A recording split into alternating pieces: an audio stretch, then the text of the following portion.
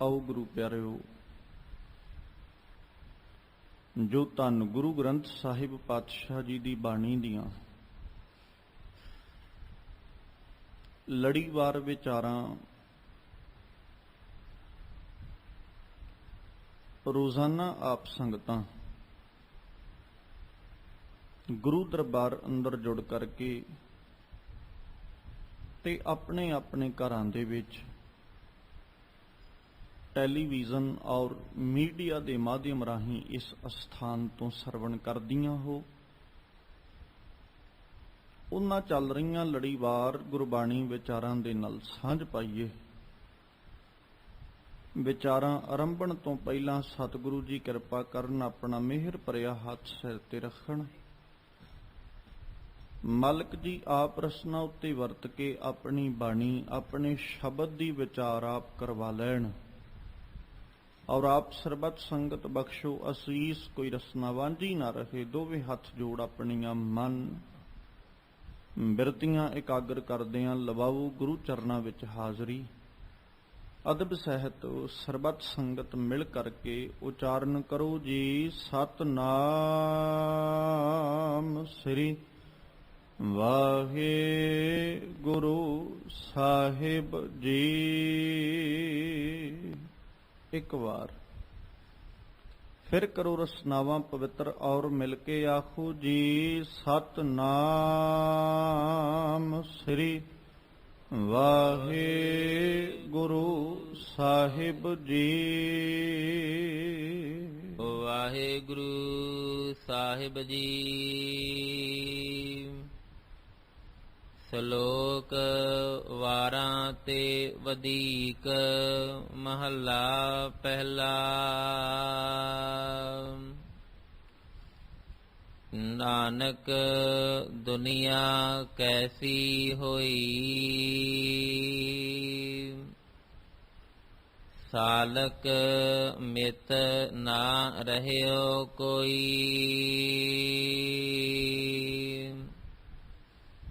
ਭਾਈ ਬੰਦੀ ਹੇਤ ਚੁਕਾਇਆ,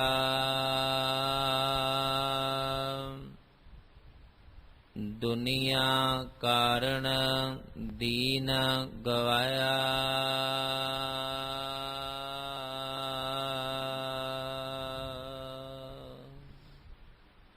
जिस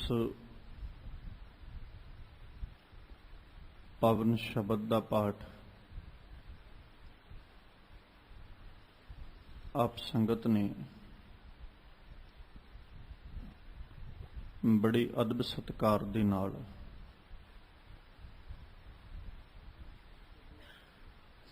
मानयोग भाई साहब होरां पासों सरवण कीता है। ये पावन बचन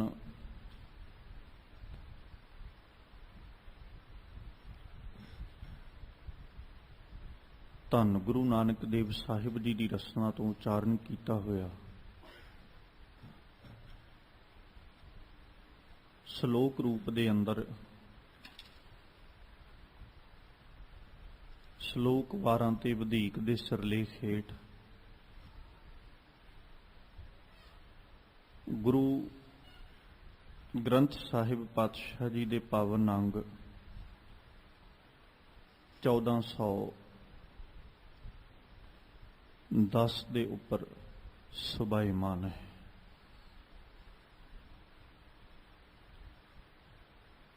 अज दे इन्हां पावन बचनां दे राहीं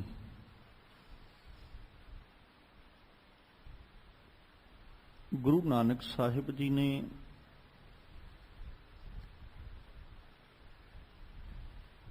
दुनियादार इंसान नूं दुनियादारी दी जिहड़ी असलीयत है वो दसिया ते दुनियादारी दी असलीयत नूं समझाया।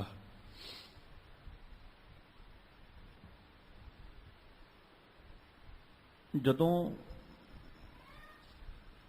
संसार दे अंदर आपां विचरदे हां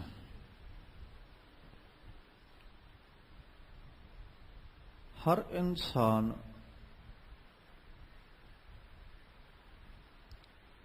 ਆਪਣੀ ਆਪਣੀ ਜ਼ਿੰਦਗੀ ਨੂੰ ਆਪਣੇ ਆਪਣੇ ਢੰਗ ਦੇ ਨਾਲ ਜਿਉਂਦਾ ਹੈ।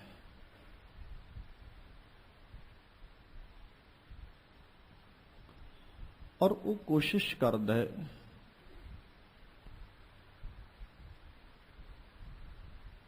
ਆਪਣੇ ਕਾਰਜ ਦੀ ਸੰਪੂਰਨਤਾ ਦੀ।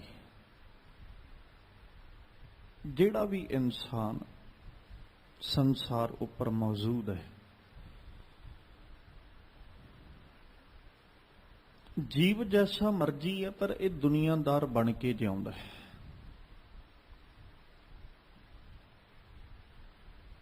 ਤੇ ਦੁਨੀਆਦਾਰ ਦੀ ਅਸਲੀਅਤ ਹੈ, ਇੱਕ ਸੱਚ ਹੈ ਜਿਹੜਾ ਅੱਜ ਗੁਰੂ ਨਾਨਕ ਸਾਹਿਬ ਦੱਸ ਰਹੇ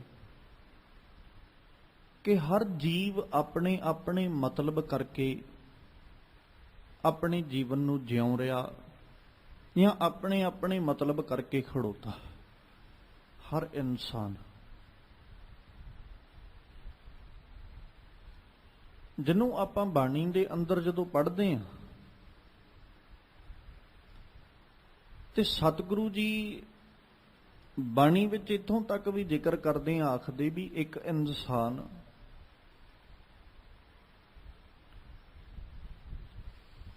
ਦੂਜੇ ਇਨਸਾਨ ਕੋਲ ਬੈਠ ਕੇ ਜਦੋਂ ਆਪਣੇ ਦੁੱਖਾਂ ਦੀ ਪੰਡ ਫਰੋਲਦਾ ਹੈ ਨਾ, ਤੇ ਉਹਦੀ ਫਰੋਲੀ ਹੋਈ ਪੰਡ ਦੇ ਬਦਲੇ ਉਹ ਤੋਂ ਅਗਾਂਹ ਕਿੰਨੇ ਕੁ ਦੁੱਖ ਉਹਨੂੰ ਸਰਵਣ ਕਰਨੇ ਪੈਂਦੇ ਜਾਂ ਉਹਦੇ ਕਿੰਨੇ ਕੁ ਦੁੱਖਾਂ ਨੂੰ ਸੁਣਨਾ ਪੈਂਦਾ, ਇਹਦਾ ਕੋਈ ਤਕਾਜ਼ਾ ਨਹੀਂ। ਤੇ ਮਾਲਕ ਨੇ ਇੱਕ ਸਵਾਲ ਕਰ ਦਿੱਤਾ ਸੀ, ਕਿਸ ਪੈ ਖੋਲੋਂ ਗੰਠੜੀ ਦੁਖੀ ਭਰ ਆਇਆ। ਸਾਰੇ ਦਾ ਸਾਰਾ ਸਮਾਜ ਜਿਹੜਾ ਨਾ, ਉਹ ਆਪਣੇ ਆਪਣੇ ਝਮੇਲਿਆਂ ਦੇ ਵਿੱਚ, ਆਪਣੇ ਆਪਣੇ ਦੁੱਖਾਂ ਦੇ ਵਿੱਚ ਫਸਿਆ ਬੈਠਾ ਹੈ। ਸਤਿਗੁਰੂ ਕਹਿੰਦੇ ਵੀ ਕਿਸ ਪੈ ਖੋਲੋਂ ਗੰਠੜੀ, ਮੈਂ ਗੰਠੜੀ ਖੋਲਾਂ ਕਿਹਦੇ ਕੋਲ, ਕਿਹਨੂੰ ਜਾ ਕੇ ਆਪਣੇ ਦੁੱਖ ਸੁਣਾਵਾਂ, ਆਪਣੀ ਤਕਲੀਫ ਸੁਣਾਵਾਂ, ਕਿਉਂਕਿ ਅੱਗੋਂ ਜਿਹਨੂੰ ਸੁਣਾਉਣ ਲੱਗਿਆ ਉਹ ਵੀ ਦੁੱਖਾਂ ਨਾਲ ਭਰਿਆ ਹੋਇਆ ਹੈ, ਉਹ ਵੀ ਤਕਲੀਫਾਂ ਵਿੱਚ ਗਰਸਿਆ ਪਿਆ। ਔਰ ਅੱਜ ਦੇ ਇਹਨਾਂ ਪਾਵਨ ਬਚਨਾਂ ਰਾਹੀਂ ਸਤਿਗੁਰੂ ਨੇ ਇਹ ਸਮਝਾਇਆ ਕਿ ਜਿਹਨੂੰ ਬਾਬਾ ਫਰੀਦ ਜੀ ਨੇ ਆਖਿਆ ਸੀ, ਕਿਜ ਨਾ ਬੁੱਝੈ ਕਿਜ ਨਾ ਸੁਝੈ ਦੁਨੀਆ ਗੁੱਝੀ ਭਾ, ਸਾਈਂ ਮੇਰਾ ਚੰਗਾ ਕੀਤਾ ਨਹੀਂ ਤੇ ਹਮ ਵੀ ਦੱਝਾ ਆਹੇ। ਇਹ ਸੰਸਾਰ ਐਸਾ ਵੀ ਇਹਦੇ ਬਾਰੇ ਜੇ ਅਸੀਂ ਬੁੱਝਣ ਦਾ, ਇਹਨੂੰ ਸਮਝਣ ਦਾ ਯਤਨ ਕਰੀਏ ਤੇ ਨਹੀਂ ਸਮਝਿਆ ਜਾ ਸਕਦਾ, ਨਹੀਂ ਜਾਣਿਆ ਜਾ ਸਕਦਾ, ਕਿਉਂਕਿ ਇੱਕ ਗੁੱਝੀ ਭਾ ਹੈ। ਇਹ ਉਹ ਅੱਗ ਹੈ ਜਿਸ ਅੱਗ ਬਾਰੇ ਸਮਝਿਆ ਨਹੀਂ ਜਾ ਸਕਦਾ। ਤੇ ਬਾਬਾ ਫਰੀਦ ਜੀ ਕਹਿੰਦੇ ਇਹਦੇ ਬਾਰੇ ਸਮਝਿਆ ਵੀ ਨਹੀਂ ਜਾ ਸਕਦਾ। ਤੇ ਦੂਜੀ ਗੱਲ, ਸਾਰੇ ਦਾ ਸਾਰਾ ਸੰਸਾਰ ਇਸ ਗੁੱਝੀ ਅੱਗ ਵਿੱਚ ਸੜ ਰਿਹਾ ਹੈ, ਮੈਂ ਵੀ ਵਿੱਚ ਹੀ ਸ਼ਾਮਲ ਸਾਂ। ਪਰ ਮੈਂ ਜਦੋਂ ਆਪਣੇ ਸਾਈਂ, ਆਪਣੇ ਅੱਲਾ ਦੇ ਅੱਗੇ ਅਰਜ਼ੋਈ ਕੀਤੀ ਨਾ, ਤੇ ਬਾਬਾ ਫਰੀਦ ਜੀ ਕਹਿੰਦੇ ਵੀ ਸਾਈਂ ਨੇ ਮੇਰੇ ਨੇ ਮੈਨੂੰ ਸੰਭਾਲ ਲਿਆ, ਮੇਰੇ ਅੱਲਾ ਨੇ ਮੇਰੀ ਅਰਜ਼ ਨੂੰ ਸੁਣ ਲਿਆ, ਮੇਰੀ ਅਰਜ਼ੋਈ ਉਹਨੇ ਪ੍ਰਵਾਨ ਕਰ ਲਈ। ਜਦੋਂ ਅੱਲਾ ਨੇ ਅਰਜ਼ ਨੂੰ ਸੁਣਿਆ, ਅਰਜ਼ੋਈ ਨੂੰ ਪ੍ਰਵਾਨਿਆ, ਤੇ ਉਹਨੇ ਆਪ ਕਿਰਪਾ ਕਰਕੇ ਬਚਾ ਲਿਆ। ਨਹੀਂ ਤੇ ਹਮ ਵੀ ਦੱਝਾ ਆਹੇ, ਨਹੀਂ ਮੈਂ ਵੀ ਇਸੇ ਅੱਗ 'ਚ ਹੀ ਸੜਨਾ ਸੀ। ਕਿਉਂਕਿ ਗੁੱਝੀ ਭਾ, ਸਤਿਗੁਰੂ ਬਾਣੀ ਚ ਆਖਦੇ ਦੁਨੀਆ ਕੀਆਂ ਵਡਿਆਈਆਂ ਕਵਨੇ ਆਵੇ ਕਾਮ, ਕਿਸ ਕੰਮ ਆਉਣ ਵਾਲੀਆਂ ਨੇ ਇਹ।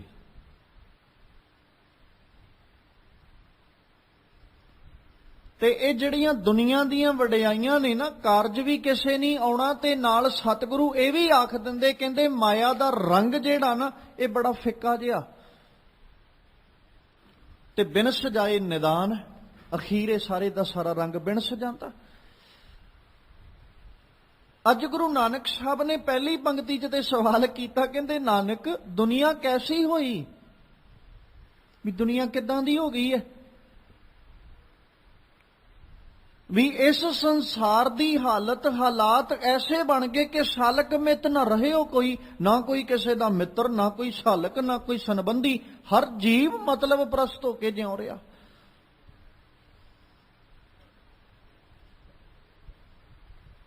ਜਿਹਨੂੰ ਬਾਬਾ ਕਬੀਰ ਜੀ ਕਹਿੰਦੇ ਦੁਨੀਆ ਕੇ ਦੋਖੇ ਮੂਆ ਚਾਲਤ ਕੁੱਲ ਕੀ ਕਾਨ।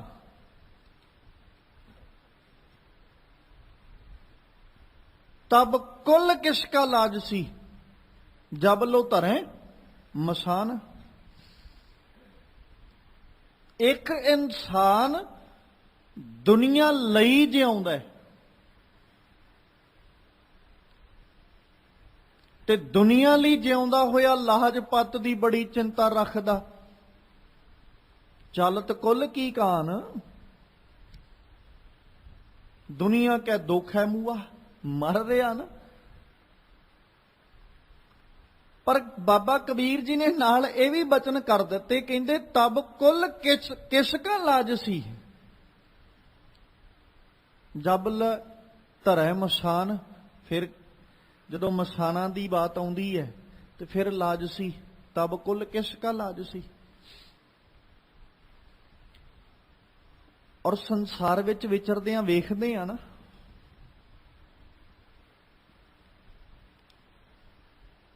ਨਾ ਕੋਈ ਸੰਬੰਧੀ, ਨਾ ਕੋਈ ਸਾਕ, ਨਾ ਕੋਈ ਰਿਸ਼ਤਾ। ਤੇ ਆ ਸੱਚ ਹੈ ਜਿਹਨੂੰ ਕਦੇ ਗੁਰੂ ਤੇਗ ਬਹਾਦਰ ਸਾਹਿਬ ਆਖਦੇ, ਸੁਖ ਮੈਂ ਆਨ ਬਹੁਤ ਮਿਲ ਬੈਠਤ, ਰਹਿਤ ਚਾਹੂੰ ਦਿਸ਼ ਘੇਰੇ, ਬਿਪਤ ਪਰੀ ਸਭ ਹੀ ਸੰਗ ਛਾਡਤ ਕੋਊ ਨਾ ਆਵਤ ਨੀਰੈ, ਨਾਨਕ ਦੁਨੀਆ ਕੈਸੀ ਹੋਈ।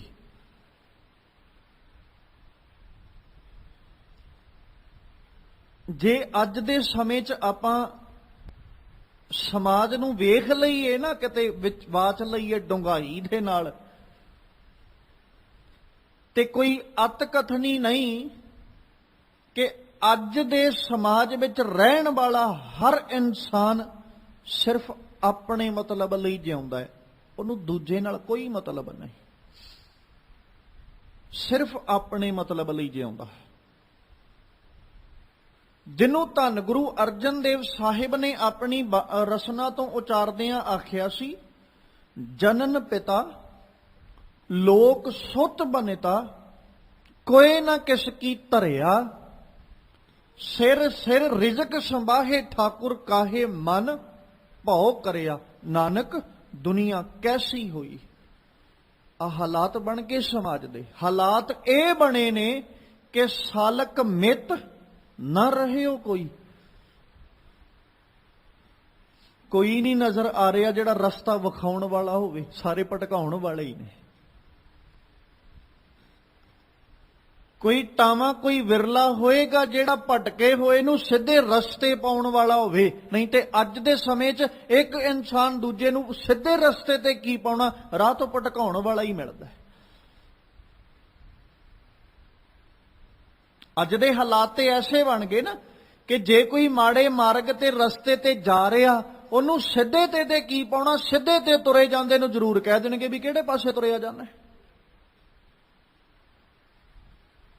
ਜੋ ਹਾਲਾਤ ਸਮਾਜ ਦੇ ਬਣ ਚੁੱਕੇ ਨੇ ਉਹ ਇਹੀ ਨੇ ਕਿ ਗਲਤ ਰਸਤੇ ਤੇ ਜਾਣ ਵਾਲੇ ਨੂੰ ਪ੍ਰੇਰਿਤ ਕਰਕੇ ਸਿੱਧੇ ਤੇ ਨਹੀਂ ਤੋਰਨਾ, ਪਰ ਸਿੱਧੇ ਰਸਤੇ ਤੇ ਤੁਰੇ ਜਾਂਦੇ ਨੂੰ ਕਟਾਕਸ਼ ਕਰ ਕਰਕੇ, ਟੌਂਟ ਕਰ ਕਰਕੇ ਉਹਨੂੰ ਮਾੜੇ ਦੇ ਰਸਤੇ ਤੇ ਤੁਰਨ ਜ਼ਰੂਰ ਲਾ ਦੇਣੇ। ਜਿਵੇਂ ਇੱਕ ਇਨਸਾਨ ਆਪਣੀ ਜ਼ਿੰਦਗੀ ਦੇ ਅੰਦਰ ਆਪਣੇ ਦੋਸਤਾਂ ਮਿੱਤਰਾਂ ਨਾਲ ਵਿਚਰਦਾ ਹੋਇਆ ਮਾੜੀ ਸੰਗਤ ਵਿੱਚ ਬਹਿੰਦਾ ਗਿਆ ਤੇ ਰੰਗਤ ਮਾੜੀ ਸੰਗਤ ਦੀ ਚੜ੍ਹ ਗਈ। ਹੁਣ ਜਿੱਦਾਂ ਦਿਆਂ ਨਾਲ ਬਹਿਣਾ ਸੀ ਉਦਾਂ ਦੀ ਮਤ ਨੂੰ ਲੈਣਾ ਸੀ, ਜਿੱਦਾਂ ਦੀ ਮਤ ਵਿੱਚ ਬੈਠਣਾ, ਜਿੱਦਾਂ ਦੀ ਸੰਗ ਵਿੱਚ ਬਹਿਣਾ ਉਦਾਂ ਦੀ ਮਤ ਨੂੰ ਗ੍ਰਹਿਣ ਕਰ ਲਿਆ। ਉਹ ਜੀਵਨ ਬੜਾ ਗਰਕ ਗਿਆ।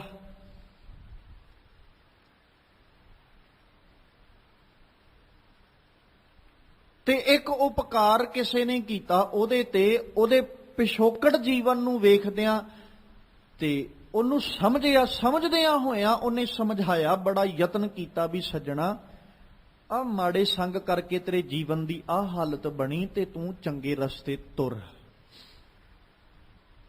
ਉਹਨੇ ਪ੍ਰੇਰਨਾ ਦੇ ਕੇ ਪ੍ਰੇਰਿਤ ਕਰਕੇ ਤੇ ਚੰਗੇ ਰਾਹ ਤੇ ਤੋਰ ਲਿਆ। ਹੁਣ ਉਹ ਅਜੇ ਤੁਰਿਆ ਹੀ ਸੀ ਤੇ ਜਿਹੜਾ ਪ੍ਰੇਰਨਾ ਦੇਣ ਵਾਲਾ ਸੀ, ਪ੍ਰੇਰਿਤ ਕਰਨ ਵਾਲਾ ਸੀ, ਉਹਨੇ ਇਹ ਕਿਹਾ ਵੀ ਆਪਣੇ ਉਹਨਾਂ ਮਿੱਤਰਾਂ ਕੋਲ ਨਾ ਬੈਠੀ ਜਿਨ੍ਹਾਂ ਨੇ ਤੈਨੂੰ ਆ ਮਾੜੇ ਰੰਗ ਵਿੱਚ ਰੰਗਿਆ। ਉਹ 4-5 ਦਿਨ 10 ਦਿਨ ਨਾ ਗਿਆ, ਰੰਗ ਢੰਗ ਬਦਲ ਗਿਆ। ਹੁਣ ਜਦੋਂ 10 ਕੁ ਦਿਨਾਂ ਵਿੱਚ ਰੰਗ ਢੰਗ ਬਦਲਿਆ, 10 ਦਿਨਾਂ ਬਾਅਦ ਫਿਰ ਕਿਤੇ ਉਹਨਾਂ ਮਿੱਤਰਾਂ ਦਾ ਮਿਲਾਪ ਹੋ ਗਿਆ ਜਿਨ੍ਹਾਂ ਦਾ ਸੰਗ ਛੱਡਿਆ ਸੀ। ਹੁਣ ਉਹਨਾਂ ਤੇ ਇਹੀ ਕਹਿਣਾ ਨਾ ਵੀ ਤੂੰ ਬਦਲ ਗਿਆ, ਤੂੰ ਤੇ ਸਾਡੀ ਮਿੱਤਰਤਾ ਛੱਡਤੀ, ਤੂੰ ਤੇ ਸਾਡੀ ਦੋਸਤੀ ਛੱਡਤੀ। ਹੁਣ ਉਹਨਾਂ ਨੇ ਅੱਗੋਂ ਇਸ ਤਰ੍ਹਾਂ ਦੇ ਬੋਲ ਆਖ ਦਿੱਤੇ ਵੀ ਤੂੰ ਤੇ ਸਾਡੇ ਤੋਂ ਵੱਖ ਹੋ ਗਿਆ, ਤੂੰ ਮਿੱਤਰਤਾ ਤੋੜ ਦਿੱਤੀ, ਸਾਡੇ ਨਾਲ ਇੰਨਾ ਗੂੜਾ ਸੰਬੰਧ ਸੀ ਤੇਰਾ, ਤੂੰ ਸਾਰਾ ਹੀ ਤੋੜ ਦਿੱਤਾ, ਤੂੰ ਆਪਣੇ ਮਤਲਬ ਨੂੰ ਜਿਉਣ ਲੱਗ ਪਿਆ। ਉਹਨਾਂ ਨੇ ਇਦਾਂ ਕਹਿਣਾ ਸ਼ੁਰੂ ਕਰ ਲਿਆ। ਹੁਣ ਉਹ ਤੁਰਿਆ ਮਸਾਂ ਸੀ ਸਿੱਧੇ ਮਾਰਗ ਤੇ, ਮਾੜੇ ਰਾਹ ਨੂੰ ਛੱਡ ਕੇ ਉਹ ਇਸ ਢੰਗ ਨਾਲ ਉਹਨੂੰ ਉੱਥੇ ਟੌਂਟ ਕੀਤਾ, ਇਸ ਢੰਗ ਨਾਲ ਉਹਨੂੰ ਆਪਣੇ ਰਸਨਾ ਤੋਂ ਉਹਨਾਂ ਬਚਨ ਆਖੇ, ਉਹ ਸਿੱਧੇ ਰਸਤੇ ਤੇ ਤੁਰਨ ਵਾਲਾ ਫੇਰ ਉਹਨਾਂ ਦੀ ਸੰਗ ਵਿੱਚ ਹੀ ਬਹਿ ਗਿਆ, ਭੁੱਲ ਗਿਆ ਵੀ ਤੁਰਿਆ ਕਿੱਥੋਂ ਸਾਂ, ਪਹੁੰਚਿਆ ਕਿੱਥੇ ਸਾਂ। ਫਿਰ ਰਸਤਾ ਤਬਦੀਲ ਹੋਇਆ ਸੀ। 10 ਕੁ ਦਿਨ ਫਿਰ ਬੜਾ ਚੰਗਾ ਜੀਵਨ ਗੁਜ਼ਾਰਿਆ ਸੀ, ਅੱਜ ਫਿਰ ਉਸੇ ਖੂਹ ਵਿੱਚ ਡਿੱਗ ਪਿਆ। ਤੇ ਇਹ ਸੱਚ ਹੈ ਸਮਾਜ ਦਾ, ਅੱਜ ਦੇ ਸਮੇਂ ਦਾ। ਚਾਹੇ ਰਿਸ਼ਤੇਦਾਰ ਸਾਕ ਸੰਬੰਧੀਆਂ ਦੀ ਗੱਲ ਕਰ ਲਓ, ਚਾਹੇ ਦੋਸਤਾਂ ਮਿੱਤਰਾਂ ਦੀ ਗੱਲ ਕਰ ਲਓ, ਤੇ ਭਾਵੇਂ ਸੰਸਾਰਕ ਲੋਕਾਂ ਦੀ ਗੱਲ ਕਰ ਲਓ, ਤੇ ਸੰਸਾਰ ਦਾ ਇਹ ਸੱਚ ਹੈ ਕਿ ਅੱਜ ਦੇ ਸਮੇਂ 'ਚ ਸਿੱਧੇ ਮਾਰਗ ਤੇ ਪਾਉਣ ਵਾਲੇ ਘੱਟ ਤੇ ਮਾੜੇ ਰਸਤੇ ਤੇ ਤੋਰਨ ਵਾਲੇ ਜ਼ਿਆਦਾ ਨੇ। ਜਿਨ੍ਹਾਂ ਨੇ ਜਦੋਂ ਵੀ ਚਲਾਉਣਾ, ਜਦੋਂ ਵੀ ਆਖਣਾ, ਉਹਨਾਂ ਮਾੜੇ ਰਸਤੇ ਤੇ ਤੁਰਨ ਨੂੰ ਹੀ ਆਖਣਾ। ਤੇ ਜ਼ਰੂਰੀ ਇਹ ਨਹੀਂ ਹੁੰਦਾ ਕਿ ਇਨਸਾਨ ਆਪਣੀ ਜ਼ੁਬਾਨ ਤੋਂ ਬੋਲ ਕੇ ਆਖੇਗਾ ਵੀ ਤੂੰ ਮਾੜੇ ਰਸਤੇ ਤੇ ਤੁਰ, ਇਹ ਵੀ ਜ਼ਰੂਰੀ ਨਹੀਂ। ਏਦਾਂ ਵੀ ਕੋਈ ਨਹੀਂ ਜੇ ਕਹਿੰਦਾ ਵੀ ਮਾੜੇ ਰਾਹ ਤੇ ਤੁਰ। ਉਹਨਾਂ ਨੇ ਆਪਣੇ ਕੋਲ ਬੈਠਣ ਦੇ ਉੱਤੇ ਹਾਲਾਤ ਐਸੇ ਬਣਾ ਲੈਣੇ ਨੇ, ਆਪਣੇ ਕੋਲੇ ਬੈਠਣ ਦੇ ਉੱਤੇ ਸਮਾਂ ਐਸਾ ਬਣਾ ਲੈਣਾ ਕਿ ਬੈਠਣ ਵਾਲਾ ਖੁਦ ਪ੍ਰੇਰਿਤ ਹੋ ਕੇ ਉਹਨਾਂ ਦੇ ਦਰਸਾਏ ਮਾਰਗ ਤੇ ਤੁਰ ਪੈਂਦਾ। ਜ਼ੁਬਾਨ ਨਾਲ ਬੋਲ ਕੇ ਕੋਈ ਨਹੀਂ ਕਹਿੰਦਾ ਕਿ ਮਾੜੇ ਰਾਹ ਤੇ ਤੁਰ, ਪਰ ਉਹਨਾਂ ਦੇ ਕੋਲ ਜਾ ਕੇ ਉਹਨਾਂ ਦੇ ਸੰਗ ਵਿੱਚ ਜਦੋਂ ਬਹਿਨੇ ਆ ਤੇ ਸੰਗ ਵਿੱਚ ਬੈਠੇ ਆ, ਅਗਲਾ ਹਾਲਾਤ ਸਮਾਂ ਐਸਾ ਬਣਾ ਦਿੰਦਾ ਹੈ ਕਿ ਸੰਗ ਬਹਿਣ ਵਾਲਾ ਜਿਹੜਾ ਉਹ ਪ੍ਰੇਰਿਤ ਹੋ ਕੇ ਉਹਨਾਂ ਦੇ ਦਰਸਾਏ ਮਾਰਗ ਤੇ ਆਪ ਤੁਰ ਪੈਂਦਾ ਹੈ। ਉਹਨੂੰ ਲੱਗਦਾ ਮੈਨੂੰ ਇਹਨਾਂ ਨਹੀਂ ਤੋਰਿਆ, ਮੈਂ ਆਪ ਤੁਰਿਆ। ਪਰ ਸੱਚ ਇਹ ਹੈ ਕਿ ਅੱਜ ਦੇ ਸਮੇਂ 'ਚ ਕੋਈ ਨਹੀਂ ਜੇ ਚਾਹੁੰਦਾ ਕਿ ਦੂਜਾ ਇਨਸਾਨ ਕਿਸੇ ਸਿੱਧੇ ਰਸਤੇ ਤੇ ਤੁਰੇ। ਇਸੇ ਕਰਕੇ ਬਾਬੇ ਨਾਨਕ ਨੂੰ ਆਖਣਾ ਪਿਆ ਸੀ, ਨਾਨਕ ਦੁਨੀਆ ਕੈਸੀ ਹੋਈ।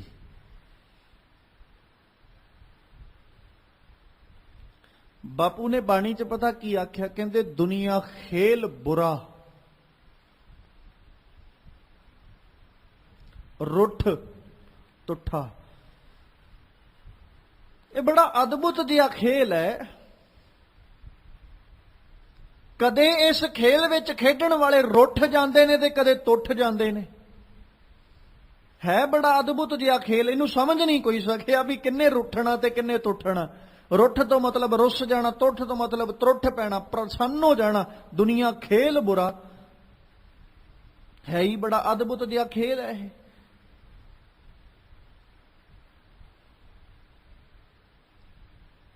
ਕਿਉਂਕਿ ਇਹਦੇ ਬਾਰੇ ਵਿੱਚ ਅੱਜ ਤੱਕ ਕਿਸੇ ਨੂੰ ਸਮਝ ਨਹੀਂ ਲੱਗੀ ਵੀ ਹੈ ਕੀ। ਐਵੇਂ ਨਹੀਂ ਸੀ ਸਿਆਣੇ ਬਜ਼ੁਰਗਾਂ ਨੇ ਸਮਝਾਉਂਦਿਆਂ ਮਨੁੱਖਾਂ ਨੂੰ ਇਹ ਕਹਿਤਾ ਸੀ ਵੀ ਆ ਦੁਨੀਆ ਹੈ ਤੇ ਦੁਨੀਆ ਕਿਆ ਹੀ ਉਹਨੂੰ ਜਾਂਦਾ ਜਿੱਥੇ ਨਿਆਂ ਦੋ ਕੀਤੇ ਜਾਣ। ਦੋ ਨਿਆਂ ਜਿਸ ਜਗ੍ਹਾ ਤੇ ਹੁਣ ਉਹ ਦੁਨੀਆ ਹੈ, ਜਿਹਨੂੰ ਠੇਠ ਪੰਜਾਬੀ 'ਚ ਲਫ਼ਜ਼ ਵਰਤਦੇ ਆ, ਆਖਦੇ ਵੀ ਆਰੇ ਨੂੰ ਇੱਕ ਪਾਸੇ ਦੰਦਾ ਤੇ ਦੁਨੀਆ ਨੂੰ ਦੋਵਾਂ ਪਾਸੇ ਦੰਦੇ। ਮਤਲਬ ਸੰਸਾਰ ਵਿੱਚ ਰਹਿੰਦੇ ਆ ਜੇ ਅਸੀਂ ਦੁਨੀਆ ਵਿੱਚ ਜਿਉਂਦੇ ਆ ਨਾ, ਤੇ ਸਾਨੂੰ ਦੋ ਨਿਆਂ ਦਾ ਸਾਹਮਣਾ ਕਰਨਾ ਹੀ ਪੈਣਾ। ਚੰਗੇ ਮਾਰਗ ਤੇ ਤੁਰਾਂਗੇ, ਲੋਕਾਂ ਨੇ ਫਿਰ ਵੀ ਕਹਿਣਾ ਵੀ ਆ ਕੀ ਕਰੀ ਜਾਂਦਾ ਹੈ। ਮਾੜੇ ਤੇ ਤੁਰਦੇ ਨੂੰ ਤੇ ਆਖਣਾ ਹੀ ਆਖਣਾ ਵੀ ਆ ਤੇ ਮਾੜਾ, ਚੰਗੇ ਤੇ ਵੀ ਨਹੀਂ ਤੁਰਨ ਦਿੰਦਾ ਕੋਈ।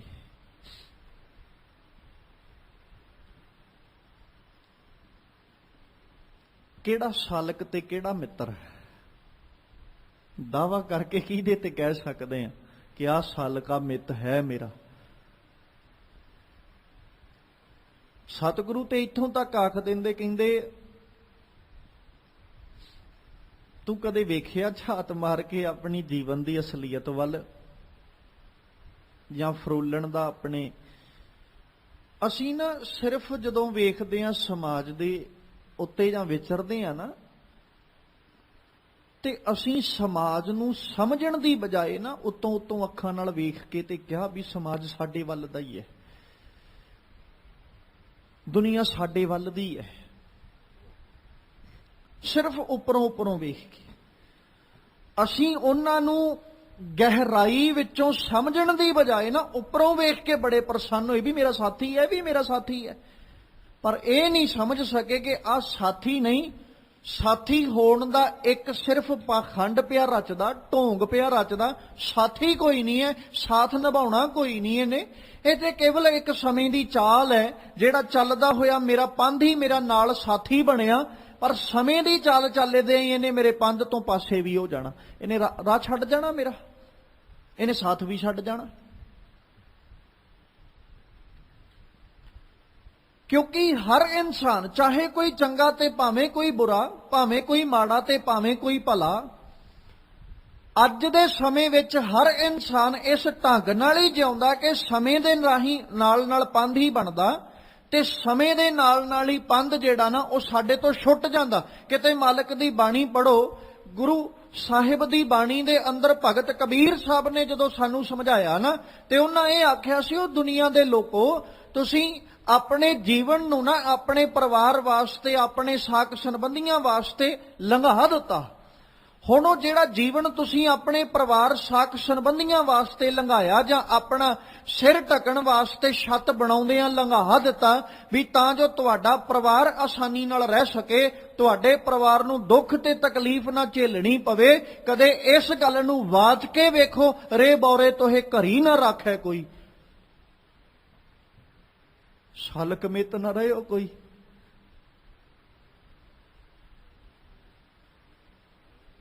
ਬਾਬਾ ਕਬੀਰ ਜੀ ਨੇ ਆਖਿਆ ਸੀ ਨਾ, ਦੀਨ ਗਵਾਇਆ ਦੁਨੀ ਸਿਓ ਦੁਨੀ ਨਾ ਚਾਲੀ, ਸਾਥ ਪਾਏ ਕੁਹਾੜਾ ਮਾਰਿਆ ਗਾਫਲ ਆਪਣੇ ਹਾਥ, ਸਾਲਕ ਮਿੱਤ ਨਾ ਰਹਿਓ ਕੋਈ। ਕਿਹਦੇ ਵੱਲ ਹੱਥ ਕਰਕੇ ਕਹਿ ਦਾਂਗੇ ਵੀ ਇਹ ਮੇਰਾ ਬੜਾ ਗੂੜਾ ਸਾਲਕ, ਬੜਾ ਮਿੱਤਰ ਹੈ ਜੀ ਮੇਰਾ, ਇਹ ਨਹੀਂ ਮੇਰਾ ਸੰਗ ਛੱਡ ਸਕਦਾ। ਸਤਿਗੁਰੂ ਜੀ ਤੇ ਕਹਿ ਦਿੰਦੇ, ਖਿਆਲ ਕਰੀ ਕੋਈ ਜਾਣੈ ਕਵਨ ਇਹਾਂ ਜਗ ਮੀਤ, ਜਿਸ ਹੋਏ ਕਿਰਪਾਲ ਸੋਈ ਬਿਦ ਬੂਝੈ, ਤਾਂ ਕੀ ਨਿਰਮਲ ਰੀਤ। ਤੇ ਤੂੰ ਸਮਝ ਹੀ ਨਹੀਂ ਸਕਿਆ। ਮਾਤ ਪਿਤਾ ਬਨਤਾ ਸੁਤ ਬੰਧਪ ਇਸ਼ਟ ਮੀਤ ਅਰ ਭਾਈ, ਪੂਰਬ ਜਨਮ ਕੇ ਮਿਲੇ ਸੰਜੋਗੀ, ਅੰਤੈ ਕੋ ਨਾ ਸਹਾਈ, ਸਾਲਕ ਮਿੱਤ ਨਾ ਰਹਿਓ ਕੋਈ। ਕਿਹਦੀ ਮਿੱਤਰਤਾ ਵੱਲ ਅਸੀਂ ਦਾਵਾ ਕਰਕੇ ਆਖ ਸਕਦੇ ਹਾਂ ਕਿ ਇਹਨੇ ਮੇਰਾ ਬੜਾ ਗੂੜਾ ਸਾਥ ਨਿਭਾਇਆ ਜੀ, ਇਹਨੇ ਮੇਰਾ ਹਰ ਜਗ੍ਹਾ ਉੱਤੇ ਸਾਥ ਦਿੱਤਾ, ਸਿਵਾਏ ਇੱਕ ਗੁਰੂ ਤੋਂ। ਕਿਸੇ ਸੰਗ ਨਹੀਂ ਜੇ ਨਿਭਾਉਣਾ, ਕਿਸੇ ਸਾਥ ਨਹੀਂ ਦੇਣਾ, ਕਿਉਂਕਿ ਇੱਕ ਅਕਾਲ ਪੁਰਖ ਦੀ ਯਾਦ, ਉਹਦਾ ਚਿੰਤਨ ਤੇ ਗੁਰੂ ਹੈ ਜਿਹੜਾ ਹਰ ਮੁਸ਼ਕਲ ਸਮੇਂ ਦੇ ਅੰਦਰ ਸਾਡਾ ਸਾਥੀ ਤੇ ਸੰਗੀ ਬਣ ਕੇ ਖੜੋਂਦਾ। ਇਸੇ ਕਰਕੇ ਮਾਲਕ ਨੇ ਆਖਿਆ ਸੀ, ਲਾਗੂ ਹੋਏ ਦੁਸ਼ਮਣ ਸਾਕ ਪੇ ਭੱਜ ਖਲੇ, ਸਭੋ ਭੱਜੈ ਆਸਰਾ ਚੁੱਕੈ ਸਭ ਅਸਰਾਓ, ਚਿੱਤ ਆਵੈ ਉਸ ਪਾਰ ਬ੍ਰਹਮ ਲੱਗੈ ਨਾ ਤਤੀ ਵਾਓ। ਕਿਉਂਕਿ ਸੰਸਾਰ ਤੇ ਦਾਵਾ ਕਰਕੇ ਨਹੀਂ ਅਸੀਂ ਕਹਿ ਸਕਦੇ। ਬਾਬੇ ਨਾਨਕ ਨੇ ਸਮਾਜ ਵੇਖਿਆ, ਸਮਾਜ ਵੇਖ ਕੇ ਤੇ ਆਖਿਆ ਸੀ ਨਾ, ਕੋਈ ਆਖੇ ਭੂਤ ਨਾ, ਕੋ ਕਹੈ ਬੇਤਾਲਾ, ਕੋਈ ਆਖੇ ਆਦਮੀ, ਨਾਨਕ ਵਿਚਾਰਾ ਭਇਆ ਦੀਵਾਨਾ ਸ਼ਾਹ ਕਾ ਨਾਨਕ ਬੌਰਾਨਾ। ਕਿੱਦਾਂ ਦਾ ਸੰਸਾਰ ਨਾ, ਕਈ ਵਾਰੀ ਸਮਾਜ ਨੂੰ ਵੇਖ ਕੇ ਸੱਚਮੁੱਚ ਮਨ ਅੰਦਰ ਨਾ ਹੈਰਾਨਗੀ ਹੁੰਦੀ ਵੀ ਦੁਨੀਆ ਦੇ ਲੋਕ,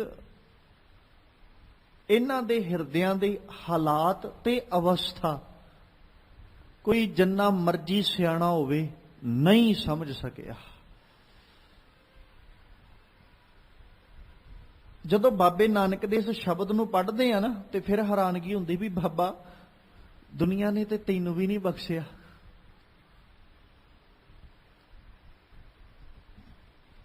ਹੁਣ ਖਿਆਲ ਕਰੋ, ਬਾਬੇ ਨਾਨਕ ਦੇ ਸਾਹਮਣੇ ਬਹਿ ਕੇ ਕਈ ਇਸ ਤਰ੍ਹਾਂ ਦੇ ਵੀ ਹੋਣੇ ਜਿਹੜੇ ਕਹਿੰਦੇ ਹੋਣੇ ਬਾਬਾ ਬਹੁਤ ਚੰਗਾ, ਗੁਰੂ ਨਾਨਕ ਸਾਹਿਬ ਜੀ ਬੜੇ ਭਲੇ ਨੇ। ਪਰ ਐਸੇ ਵੀ ਹੁੰਦੇ ਹੋਣਗੇ ਜਿਹੜੇ ਸਾਹਮਣੇ ਬਹਿ ਕੇ ਤੇ ਕਹਿੰਦੇ ਨੇ ਭਲਾ, ਪਰ ਪਿੱਠ ਪਿੱਛੇ ਤੇ ਫਿਰ ਉਹੀ ਹਾਲਾਤ ਬਣਦੇ ਹੋਣਗੇ ਜਿਵੇਂ ਅੱਜ ਦੇ ਸਮਾਜ ਦੇ ਹਾਲਾਤ ਨੇ।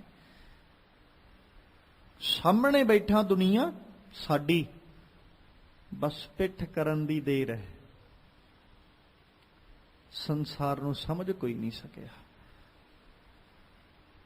ਮੁੱਖ ਤੇ ਬੈਠਿਆਂ, ਸਾਹਮਣੇ ਬੈਠਿਆਂ ਦੁਨੀਆ ਸਾਡੀ ਹੈ, ਤੇ ਸੱਚਮੁੱਚ ਸਾਹਮਣੇ ਬੈਠਿਆਂ ਜਿਹੜਾ ਇਨਸਾਨ ਅਸੀਂ ਜਿਹਨੂੰ ਵੇਖਦੇ ਆ ਨਾ ਤੇ ਉਹ ਲੱਗਦਾ ਹੈ ਵੀ ਇਹ ਸਾਡਾ ਹੀ ਹੈ, ਪਰ ਜਦੋਂ ਪਿੱਠ ਹੁੰਦੀ ਹੈ ਨਾ ਸਮਝ ਫੇਰ ਲੱਗਦੀ ਕਿਹੜਾ ਸਾਡਾ ਤੇ ਕਿਹੜਾ ਬੇਗਾਨਾ, ਉਹ ਤੋਂ ਬਿਨਾ ਨਹੀਂ। ਤੇ ਫਿਰ ਸੱਚਮੁੱਚ ਇਹ ਗੱਲ ਮੰਨਣੀ ਪਏਗੀ, ਸਾਲਕ ਮਿੱਤ ਨਾ ਰਹਿਓ ਕੋਈ। ਜੇ ਅੱਜ ਕੋਈ ਮਿੱਤਰਤਾ ਕਰਕੇ ਬੈਠਾ, ਸੰਬੰਧ ਬਣਾ ਕੇ ਬੈਠਾ, ਆਪਾਂ ਇਹ ਨਹੀਂ ਕਹਿ ਸਕਦੇ ਕਿ ਮਾੜਾ ਹੈ, ਪਰ ਕਿਤੇ ਨਾ ਕਿਤੇ ਸੋਚਣਾ ਪਏਗਾ ਤੇ ਸੋਚਣ ਲਈ ਮਜਬੂਰ ਵੀ ਹੋਣਾ ਪਏਗਾ ਕੀ ਕਾਰਨ ਹੈ ਕਿ ਮੇਰੇ ਨਾਲ ਮਿੱਤਰਤਾ ਪਾ ਕੇ ਬੈਠਾ। ਇਹ ਜ਼ਰੂਰ ਸੋਚਣਾ ਪਏਗਾ ਕਿਉਂ ਇਹ ਮੇਰੇ ਨਾਲ ਸੰਬੰਧ ਜੋੜ ਕੇ ਬੈਠਾ, ਜਾਂ ਕਿਉਂ ਇਹਨੇ ਮੇਰੇ ਨਾਲ ਮਿੱਤਰਤਾ ਬਣਾਈ, ਕੀ ਕਾਰਨ ਹੈ ਇਹ ਮੇਰੇ ਨਾਲ ਮਿੱਤਰਤਾ ਪਾਉਣੀ ਚਾਹੁੰਦਾ ਹੈ। ਸਾਰਾ ਕੁਝ ਸੋਚਣਾ ਪਏਗਾ। ਜਿਹਨੂੰ ਸੌਖੇ ਲਫ਼ਜ਼ਾਂ 'ਚ ਇਹ ਕਹਿ ਸਕਦੇ ਹਾਂ, ਅੱਜ ਦੇ ਸਮੇਂ 'ਚ ਭਰੋਸਾ ਕਿਸੇ ਤੇ ਵੀ ਨਹੀਂ।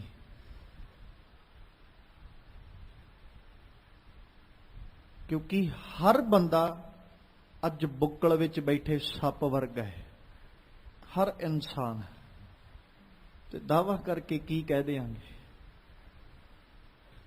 ਕਿ ਮਾਲਕ ਕਹਿੰਦੇ ਨਾਨਕ ਦੁਨੀਆ ਕੈਸੀ ਹੋਈ। ਇਹ ਵਾਕਈ ਸੱਚ ਅੱਜ ਸਮਾਜ ਦਾ ਬੜਾ ਵੱਡਾ ਸੱਚ ਹੈ। ਤੇ ਇੱਥੇ ਰਹਿੰਦਿਆਂ ਹੋਇਆਂ ਸਾਲਕ ਮਿੱਤ ਨਾ ਰਹਿਓ ਕੋਈ। ਫਿਰ ਸਤਿਗੁਰੂ ਕਹਿੰਦੇ ਦੁਨੀਆ ਕਾਰਨ ਦੀਨ ਗਵਾਇਆ, ਭਾਈ ਬੰਧੀ ਹੇਤ ਚੁਕਾਇਆ। ਤੂੰ ਆਪਣੇ ਭਰਾਵਾਂ ਖਾਤਰ, ਆਪਣੇ ਬੰਧੀਆਂ ਖਾਤਰ ਕੀ ਕੀਤਾ? ਹੇਤ ਚੁਕਾਇਆ, ਆਪਣਾ ਰੱਬ ਨਾਲੋਂ ਪ੍ਰੇਮ ਤੋੜ ਲਿਆ ਤੂੰ। ਤੇ ਦੁਨੀਆ ਕਾਰਨ ਦੀਨ ਗਵਾਇਆ, ਦੁਨੀਆ ਕਰਕੇ ਤੂੰ ਦੀਨ ਛੱਡਤਾ, ਆਪਣਾ ਧਰਮ ਈਮਾਨ ਹੀ ਕੋਈ ਨਹੀਂ ਰੱਖਿਆ ਤੂੰ। ਤੇ ਸਿਰਫ ਇੱਕ ਕਾਰਨ ਦੁਨੀਆ ਕਰਕੇ, ਦੁਨੀਆ ਕਰਕੇ ਬੰਦੇ ਨੇ ਆਪਣਾ ਈਮਾਨ ਤੱਕ ਗਵਾ ਲਿਆ। ਉਹ ਈਮਾਨ ਗਵਾਉਂਦੇ ਨੂੰ ਜਦੋਂ ਬਾਬੇ ਕਬੀਰ ਸਾਹਿਬ ਨੇ ਵੇਖਿਆ ਸੀ ਨਾ, ਤੇ ਉਹਨਾਂ ਆਖਿਆ ਸੀ ਬਹੁ ਪਰਪੰਚ ਕਰ ਪਰ ਧਨ ਲਿਆਵੇ। ਆ ਤੇਰਾ ਗਵਾਇਆ ਈਮਾਨ ਹੈ। ਸੁੱਤਦਾਰਾ ਪੈ ਆਨ ਲੁਟਾਵੇ, ਮਨ ਮੇਰੇ ਭੂਲੇ ਕਪਟ ਨਾ ਕੀਜੈ, ਅੰਤ ਨਬੇਰਾ ਤੇਰੇ ਜੀ ਪੈ ਲੀਜੈ। ਆ ਜਦੋਂ ਈਮਾਨ ਗਵਾ ਰਿਹਾ ਸੀ ਨਾ ਮਨ, ਉਦੋਂ ਬਾਬੇ ਕਬੀਰ ਨੇ ਮਨ ਨੂੰ ਝੰਜੋੜਿਆ। ਉਹ ਮਨਾ ਕਿੱਧਰ ਤੁਰਿਆ ਜਾਂਦਾ? ਦੀਨ ਦਾ ਮਤਲਬ ਹੁਣ ਧਰਮ ਵੀ ਹੈ, ਦੀਨ ਦਾ ਮਤਲਬ ਈਮਾਨ ਵੀ ਹੈ। ਵੀ ਤੇਰਾ ਤੇ ਕੋਈ ਦੀਨ ਹੀ ਨਹੀਂ ਹੈ, ਮਤਲਬ ਤੇਰਾ ਕੋਈ ਈਮਾਨ ਨਹੀਂ ਹੈ। ਕੀਤਾ ਕਿ ਭਾਈ ਬੰਦੀ ਆਪਣੇ ਭਰਾਵਾਂ ਖਾਤਰ, ਆਪਣੇ ਬੰਦੀਆਂ ਖਾਤਰ ਹੇਤ ਚੁਕਾਇਆ। ਬਾਬਾ ਕਬੀਰ ਜੀ ਕਹਿੰਦੇ ਇਹਨੇ ਆਪਣਾ ਹੇਤ ਜਿਹੜਾ ਦੂਰ ਕਰ ਲਿਆ, ਮਤਲਬ ਰੱਬ ਨਾਲੋਂ ਪ੍ਰੇਮ ਛੱਡਤਾ ਸਿਰਫ ਭਾਈ ਤੇ ਬੰਦੀਆਂ ਕਰਕੇ, ਮਤਲਬ ਆਪਣੇ ਰਿਸ਼ਤੇਦਾਰ ਸਾਕ ਸੰਬੰਧੀਆਂ ਕਰਕੇ। ਜਿੱਥੇ ਇਹਨੇ ਹੇਤ ਝੁਕਾਇਆ ਨਾ, ਉੱਥੇ ਦੁਨੀਆ ਕਾਰਨ ਦੀਨ ਗਵਾਇਆ। ਇਹਨੇ ਦੁਨੀਆ ਕਰਕੇ ਆਪਣਾ ਈਮਾਨ ਵੀ ਗਵਾ ਲਿਆ, ਆਪਣਾ ਈਮਾਨ ਤੱਕ ਵੇਚਦਾ ਸਿਰਫ ਦੁਨੀਆ ਕਰਕੇ। ਤੇ ਜਿੰਨਾ ਕਰਕੇ ਈਮਾਨ ਵੇਚਿਆ ਉਹਨਾਂ ਨੇ ਇਹਨੂੰ ਵੇਚਣ ਲੱਗਿਆ ਮਿੰਟ ਲਾਉਣਾ।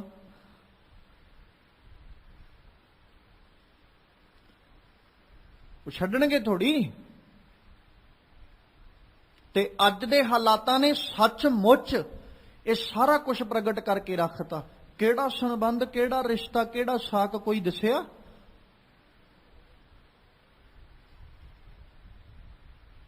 ਪਹਿਲੋਂ ਨਾ ਇਹ ਕਿਹਾ ਜਾਂਦਾ ਸੀ ਕਿ ਸਮਾਂ ਜੈਸਾ ਮਰਜ਼ੀ ਹੋਵੇ, ਕੋਈ ਸੁੱਖ ਦੇ ਵਿੱਚ ਜਾਵੇ ਭਾਵੇਂ ਨਾ ਜਾਵੇ, ਪਰ ਦੁੱਖ ਵੇਲੇ ਸਾਨੂੰ ਅਗਲੇ ਦੇ ਸੰਗੀ ਜ਼ਰੂਰ ਬਣ ਜਾਣਾ ਚਾਹੀਦਾ। ਉਹਦੇ ਸ਼ਰੀਕ ਬਣ ਕੇ ਤੇ ਦੁੱਖ 'ਚ ਖੜੋ ਜਾਈਏ। ਨਹੀਂ ਖੁਸ਼ੀ ਦੇ ਵੇਲੇ ਪਹੁੰਚਿਆ ਗਿਆ ਤੇ ਕੋਈ ਗੱਲ ਨਹੀਂ, ਜੇ ਕਿਤੇ ਗਮ ਦਾ ਸਮਾਂ ਆਇਆ ਤੇ ਅਸੀਂ ਜ਼ਰੂਰ ਜਾ ਕੇ ਉਹਦਾ ਗਮ, ਉਹਦੇ ਦੁੱਖ ਨੂੰ ਵੰਡਣ ਦੀ ਕੋਸ਼ਿਸ਼ ਕਰੀਏ। ਨਹੀਂ ਵਿਆਹ ਸ਼ਾਦੀ 'ਚ ਪਹੁੰਚਿਆ ਗਿਆ ਤੇ ਕੋਈ ਗੱਲ ਨਹੀਂ, ਜੇ ਕਿਤੇ ਮੌਤ ਹੋ ਗਈ ਤੇ ਹੁਣ ਤੇ ਪਹੁੰਚ ਜੀਏ। ਆਹ ਹਾਲਾਤ ਸਨ ਪਹਿਲੋਂ। ਅੱਜ ਰਿਸ਼ਤੇਦਾਰਾਂ ਤੇ ਕੀ ਪਹੁੰਚਣਾ, ਆਪਣੇ ਪੁੱਤਰ ਧੀਆਂ ਵੀ ਪੈਰ ਪਾਸੇ ਕਰੋ ਕੇ ਖੜੋ ਗਏ, ਜਿਨ੍ਹਾਂ ਕਰਕੇ ਦੀਨ ਤੱਕ ਗਵਾਇਆ ਸੀ। ਪਿਛਲੇ ਦਿਨਾਂ 'ਚ ਕੀ ਕੁਝ ਬੀਤਿਆ। ਔਲਾਦ ਆਪਣੇ ਮਾਂ-ਬਾਪ ਦੀਆਂ ਲਾਸ਼ਾਂ ਨੂੰ ਸਾਂਭਣ ਤੋਂ ਵੀ ਪਾਸੇ ਹੋ ਗਏ ਵੀ ਅਸੀਂ ਨਹੀਂ ਸਾਂਭ ਸਕਦੇ। ਕਿਉਂ? ਕਿਤੇ ਰੋਗ ਸਾਨੂੰ ਨਾ ਲੱਗ ਜਾਏ। ਆਹੀ ਕਾਰਨ ਸੀ ਨਾ, ਇਸ ਤੋਂ ਵੱਧ ਕਿਤੇ ਕੋਈ ਨਹੀਂ। ਜਿਸ ਸ਼ਖਸੀਅਤਾਂ ਨੇ ਬਚਪਨ ਤੋਂ ਲੈ ਕੇ ਜਵਾਨੀ ਤੱਕ ਸੰਭਾਲਿਆ ਪਾਲਿਆ, ਕਿਸੇ ਰੋਗ 'ਚ ਉਹਨਾਂ ਇਹ ਨਹੀਂ ਸੀ ਕਿਹਾ ਵੀ ਸੁੱਟ ਦਿਓ। ਰੋਗ 'ਚ ਚੁੱਕ ਕੇ ਗੋਦ 'ਚ ਲਈ ਫਿਰਦੇ ਸਨ, ਵੈਦ ਕੋਲ, ਡਾਕਟਰ ਕੋਲ। ਭਾਵੇਂ ਰੋਗ ਛੂਤ ਦਾ ਲੱਗਦਾ ਰਿਹਾ ਤੇ ਭਾਵੇਂ ਦੂਸਰਾ ਲੱਗਦਾ ਰਿਹਾ, ਪਰ ਦਵਾਈ ਲੈ ਕੇ ਦੇਣ ਨੂੰ ਜ਼ਰੂਰ ਮਾਂ-ਬਾਪ ਨਾਲ ਤੁਰਦੇ ਸੀ ਵੀ ਸਾਡੀ ਔਲਾਦ ਹੈ, ਅਸੀਂ ਜੰਮੇ ਹੈ, ਅਸੀਂ ਜਨਮ ਦਿੱਤਾ। ਠੀਕ ਹੈ, ਹਾਲਾਤ ਐਸੇ ਸੀ, ਅਸੀਂ ਨਾਲ ਮੈਡੀਸਿਨ ਲੈਣ ਵਾਸਤੇ ਨਹੀਂ ਸਾਂ ਜਾ ਸਕਦੇ, ਪਰ ਜੇ ਸਮਾਂ ਐਸਾ ਬਣ ਗਿਆ ਕਿ ਉਹ ਸੰਸਾਰ ਤੋਂ ਕੂਚ ਕਰ ਗਏ ਤੇ ਐਡਾ ਵੀ ਅਸੀਂ ਆਪਣਾ ਦੀਨ ਕਿਉਂ ਗਵਾਤਾ, ਈਮਾਨ ਕਿਉਂ ਗਵਾਤਾ ਕਿ ਅਸੀਂ ਉਹਨਾਂ ਦਾ ਸੰਸਕਾਰ ਕਰਨ ਤੋਂ ਵੀ ਮੂੰਹ ਮੋੜ ਲਿਆ। ਇੰਨਾ ਕਿਤੇ ਕਰ ਹੀ ਸਕਦੇ ਸਨ। ਉਹਨਾਂ ਤੇ ਕਦੇ ਨਹੀਂ ਸੀ ਵਿਚਾਰਿਆ ਵੀ ਹੋ ਸਕਦਾ ਇਹਦਾ ਰੋਗ ਸਾਨੂੰ ਲੱਗ ਜਾਏ, ਕਦੇ ਨਹੀਂ ਸੀ ਸੋਚਿਆ।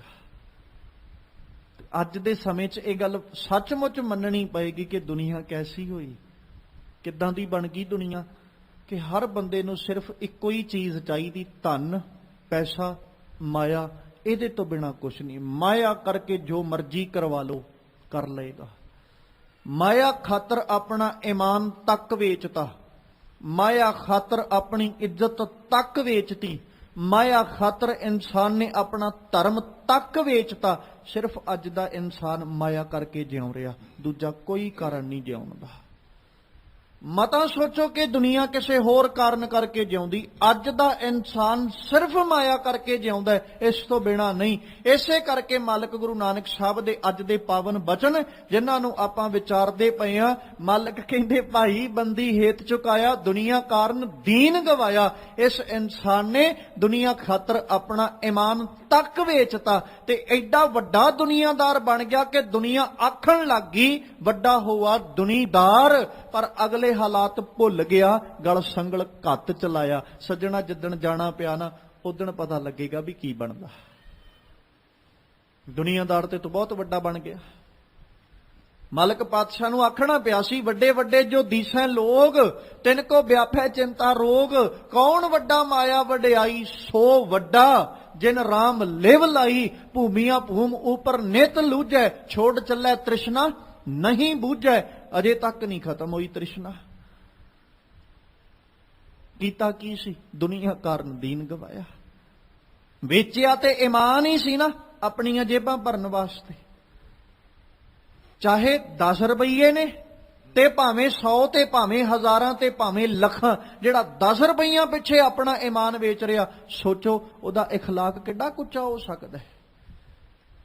ਇੰਨਾ ਡਿਗੇ ਹੋਏ ਇਖਲਾਕ ਦਾ ਮਾਲਕ ਕਿ 10 ਰੁਪਈਆਂ ਪਿੱਛੇ ਈਮਾਨ ਤੱਕ ਵੇਚਦਾ। ਮਤਾਂ ਸੋਚੋ ਕਿ ਜਿੰਨੇ ਲੱਖਾਂ ਪਿੱਛੇ ਵੇਚਿਆ ਉਹਦਾ ਇਖਲਾਕ ਕੁੱਚਾ, ਉਹਦਾ ਇਖਲਾਕ ਵੀ ਸਸਤਾ ਹੈ ਕਿ ਲੱਖਾਂ ਰੁਪਈਆ ਦੇ ਕੇ ਅਗਲੇ ਨੇ ਖਰੀਦ ਲਿਆ। ਇੱਕ ਸਮਾਂ ਉਹ ਵੀ ਸੀ ਜਿੱਦਣ ਲਾਲਚ ਦਿੰਦਿਆਂ ਕਹਿੰਦੇ ਸੀ ਦੱਸੋ ਤੁਸੀਂ ਕੀ ਚਾਹੁੰਦੇ ਹੋ, ਉਹੀ ਦਿਆਂਗੇ, ਪਰ ਆਪਣਾ ਦੀਨ ਛੱਡ ਦਿਓ। ਮਹੱਲ ਚਾਹੀਦੇ ਦੇ ਦਿਆਂਗੇ, ਪਿੰਡਾਂ ਦਾ ਰਾਜ ਭਾਗ ਚਾਹੀਦਾ ਉਹ ਵੀ ਦੇ ਦਿਆਂਗੇ, ਇੱਥੋਂ ਤੱਕ ਆਪਣੀਆਂ ਧੀਆਂ ਤੁਹਾਨੂੰ ਬੇਗਮਾਂ ਰੂਪ 'ਚ ਦੇ ਦਿਆਂਗੇ, ਆਪਣਾ ਦੀਨ ਛੱਡ ਦਿਓ। ਪਰ ਅਗਲੇ ਦੀਨ ਤੇ ਖੜੋਤੇ ਕਹਿੰਦੇ ਆਹ ਕੁਛ ਨਹੀਂ ਚਾਹੀਦਾ, ਇਹਨਾਂ ਨੂੰ ਅਸੀਂ ਕੀ ਕਰਨਾ। ਨਾ ਸਾਨੂੰ ਧਨ ਚਾਹੀਦਾ, ਨਾ ਸਾਨੂੰ ਮਹੱਲ ਚਾਹੀਦੇ, ਨਾ ਪਿੰਡਾਂ ਦਾ ਰਾਜ ਚਾਹੀਦਾ। ਬਾਤ ਇਹ ਹੈ ਵੀ ਅਸੀਂ ਆਜ਼ਾਦੀ ਨਾਲ ਜਿਉਣਾ ਚਾਹੁੰਦੇ ਆ, ਆਪਣੇ ਇਖਲਾਕ ਤੋਂ ਡਿੱਗ ਕੇ ਨਹੀਂ, ਆਪਣੇ ਈਮਾਨ ਵਿੱਚ ਜਿਉਣਾ ਚਾਹੁੰਦੇ ਆ। ਆਪਣਾ ਈਮਾਨ ਵੇਚ ਕੇ ਇਖਲਾਕ ਡਿੱਗ ਕੇ ਜ਼ਿੰਦਗੀ ਜਿਉਏ ਤੇ ਕੀ ਜਿਉਏ। ਅਸੀਂ ਇਖਲਾਕ ਉੱਚਾ ਰੱਖ ਕੇ ਜਿਉਣਾ, ਈਮਾਨ ਵੇਚ ਕੇ ਨਹੀਂ ਅਸੀਂ ਜਿਉ ਸਕਦੇ। ਮਾਰ ਦਿਓ ਕੋਈ ਗੱਲ ਨਹੀਂ, ਮਰ ਜਾਾਂਗੇ, ਮਰਨਾ ਪ੍ਰਵਾਨ ਹੈ, ਸ਼ਹਾਦਤ ਦਾ ਜਾਮ ਪੀਣਾ ਪ੍ਰਵਾਨ ਹੈ, ਪਰ ਇਖਲਾਕ ਤੋਂ ਡਿੱਗਣਾ ਪ੍ਰਵਾਨ ਨਹੀਂ ਹੈ। ਕਰ ਲਓ ਤੁਸੀਂ ਕੀ ਕਰਨਾ। ਅਗਲਿਆਂ ਵੀ ਹੱਦ ਕੀਤੀ ਫਿਰ। ਜਿੰਨਾ ਪਹਿਲੋਂ ਇਖਲਾਕ ਤੋਂ ਡੇਗਣ ਦੀ ਕੋਸ਼ਿਸ਼ ਕੀਤੀ ਅਗਲਾ ਨੇ ਵੇਖ ਲਿਆ, ਇੱਥੋਂ ਤੱਕ ਹਾਲਾਤ ਬਣ ਗਏ। ਕਦੇ ਇਤਿਹਾਸ ਦੇ ਪੰਨੇ ਪੜ੍ਹ ਕੇ ਵੇਖੋ ਕਿ ਉਹ ਇਖਲਾਕ ਤੋਂ ਡੇਗਣ ਵਾਲੇ ਮਿੰਤਾਂ ਤਰਲਿਆਂ ਤੱਕ ਉਤਰ ਆਏ ਸੀ ਕਿ ਕੋਈ ਇੱਕ ਜਣਾ ਹੀ ਇਖਲਾਕ ਤੋਂ ਡਿੱਗ ਜਾਏ, ਅਸੀਂ ਸਮਾਜ ਨੂੰ ਇਹ ਕਹਿ ਸਕੀਏ ਕਿ ਆਹ ਫਲਾਣਾ ਸਿੱਖ ਸੀ ਜਿਹਨੇ ਆਪਣਾ ਇਖਲਾਕ ਵੇਚਿਆ।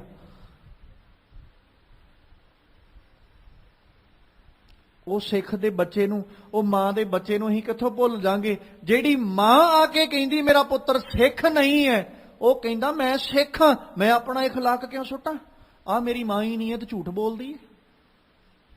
ਕਿੱਡਾ ਉੱਚਾ ਇਖਲਾਕ ਹੋਏਗਾ। ਅਗਲਿਆਂ ਨੇ ਤੇ ਬੜੀ ਪ੍ਰਸੰਨਤਾ ਨਾਲ ਆਖਿਆ। ਹੁਣ ਉਹ ਫੜਿਆ ਤੇ ਸਿੱਖਾਂ ਵਿੱਚ ਹੀ ਸੀ ਨਾ ਉਹ ਬੱਚਾ, ਤੇ ਅੰਮ੍ਰਿਤਧਾਰੀ ਵੀ ਹੈ, ਕੇਸਾਧਾਰੀ ਵੀ ਹੈ, 5 ਕਕਾਰਾਂ ਦੀ ਵਰਦੀ ਵੀ ਧਾਰਨ ਕੀਤੀ, ਫੜਿਆ ਵੀ ਬਾਬਾ ਬੰਦਾ ਸਿੰਘ ਬਹਾਦਰ ਦੇ ਸਾਥੀਆਂ ਵਿੱਚ ਹੈ। ਹੁਣ ਮਾਂ ਆ ਕੇ ਕਹਿੰਦੀ ਹੈ ਉਹ ਸਿੱਖ ਨਹੀਂ ਹੈ, ਤੁਸੀਂ ਭੁਲੇਖੇ ਨਾਲ ਲੈ ਆਏ ਹੋ, ਛੱਡ ਦਿਓ। ਫਰਖਸ਼ੀਅਰ ਨੇ ਤੇ ਇਹੀ ਕਿਹਾ ਸੀ ਨਾ ਵੀ ਇਹ ਜਾ ਕੇ ਜਿਹੜੇ ਜੱਲਾਦ ਨੇ ਉਹਨਾਂ ਨੂੰ ਆਖ ਦੇ, ਤੇ ਜੇ ਤੇਰਾ ਪੁੱਤਰ ਆਪਣੇ ਮੂੰਹੋਂ ਕਹਿ ਦੇ ਮੈਂ ਸਿੱਖ ਨਹੀਂ, ਅਸੀਂ ਛੱਡ ਦਿਆਂਗੇ। ਹੁਣ ਉਹਨਾਂ ਤੋਂ ਇਹ ਸੀ ਵੀ ਸਿੱਖ ਹੋਵੇ ਭਾਵੇਂ ਨਾ ਹੋਵੇ, ਜੇ ਉਹ ਆਪਣੀ ਜ਼ੁਬਾਨ ਤੋਂ ਮੰਨ ਗਿਆ ਨਾ ਵੀ ਮੈਂ ਸਿੱਖ ਨਹੀਂ ਆ, ਤੇ ਅਸੀਂ ਇਹੀ ਕਵਾਂਗੇ ਵੀ ਆਹ ਸਿੱਖ ਨੇ ਧਰਮ ਛੱਡਤਾ ਆਪਣਾ। ਔਰ ਇੱਕ ਤੁਸੀਂ ਕਿਤੇ ਇਤਿਹਾਸ ਪੜ੍ਹੋ ਸਹੀ, ਇੱਕ ਹਾਲਾਤ ਐਸੇ ਵੀ ਬਣੇ ਸੀ ਕਿ ਨਕਲ ਉਤਾਰੀ ਗਈ ਸੀ ਸਿੱਖਾਂ ਦੀ ਨਕਲੀਆਂ ਵੱਲੋਂ, ਤੇ ਉਹਨਾਂ ਨੂੰ ਨਾ ਪਹਿਰਾਵੇ ਪਵਾ ਕੇ ਸਿੱਖਾਂ ਵਾਲੇ, ਤੇ ਮੁਗਲਾਂ ਨੇ ਆਪਣੀ ਸੈਨਾ ਨਾਲ ਲੜਨ ਵਾਸਤੇ ਆਖਿਆ ਸੀ ਵੀ ਆਪਾਂ ਵੇਖੀਏ ਤੇ ਸਹੀ।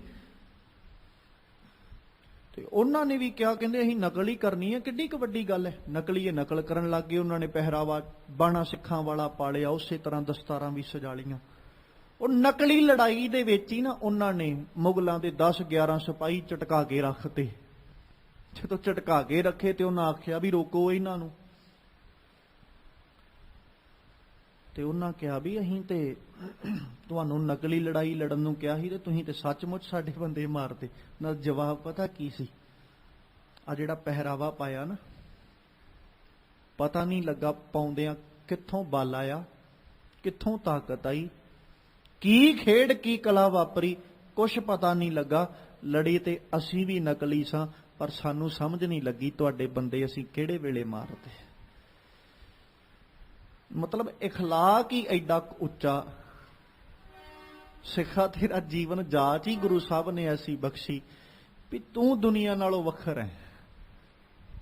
ਸਮਾਜ ਜੈਸਾ ਮਰਜ਼ੀ ਹੋਵੇ, ਪਰ ਖਿਮਾ ਕਰਿਓ ਮੈਂ ਇਹ ਲਫ਼ਜ਼ ਵਰਤਣ ਲੱਗਿਆ, ਅੱਜ ਕਿਤੇ ਨਾ ਕਿਤੇ ਸਾਨੂੰ ਆਪਣਾ ਆਪਾ ਵੀ ਪੜਚੋਲਣ ਦੀ ਲੋੜ ਹੈ, ਕਿਉਂਕਿ ਅੱਜ ਦੇ ਹਾਲਾਤਾਂ ਤੇ ਅੱਜ ਦੇ ਸਮਿਆਂ 'ਚ ਇਹਨਾਂ ਪੰਕਤੀਆਂ ਤੋਂ ਅਸੀਂ ਮੁੱਖ ਨਹੀਂ ਮੋੜ ਸਕਦੇ ਕਿ ਦੁਨੀਆ ਕੈਸੀ ਹੋਈ। ਸਾਲਕ ਮਿਤ ਨਾ ਰਹਿਓ ਕੋਈ, ਭਾਈ ਬੰਦੀ ਹੇਤ ਚੁਕਾਇਆ, ਦੁਨੀਆ ਕਾਰਨ ਦੀਨ ਗਵਾਇਆ। ਅੱਜ ਦੇ ਸਮੇਂ ਵਿੱਚ ਹਰ ਇਨਸਾਨ ਆਪਣਾ ਦੀਨ ਈਮਾਨ ਵੇਚਣ ਲਈ ਤਿਆਰ ਬੈਠਾ, ਸਿਰਫ ਸੰਸਾਰ ਲਈ। ਪਰ ਜਿਹੜਾ ਦੀਨ ਈਮਾਨ ਦੁਨੀਆ ਲਈ ਵੇਚ ਰਿਹਾ ਨਾ, ਮਾਲਕ ਪਾਤਸ਼ਾਹ ਜੀ ਇਹ ਕਹਿੰਦੇ ਵੀ ਖਿਆਲ ਕਰੀ, ਜਿਨ੍ਹਾਂ ਲਈ ਤੂੰ ਦੀਨ ਤੇ ਈਮਾਨ ਵੇਚਣ ਲੱਗਿਆ, ਸੰਗ ਤੇਰਾ ਇਹਨਾਂ ਵੀ ਕੋਈ ਨਹੀਂ ਨਿਭਾਉਣਾ, ਸਾਥ ਤੇਰਾ ਇਹਨਾਂ ਵੀ ਨਹੀਂ ਦੇਣਾ।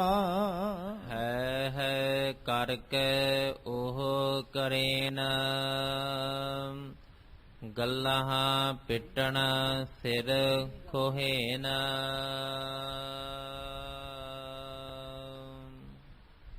ਫਿਰ ਨਾ ਅਗਲੇ ਸ਼ਲੋਕ ਵਿੱਚ ਸਤਿਗੁਰੂ ਨੇ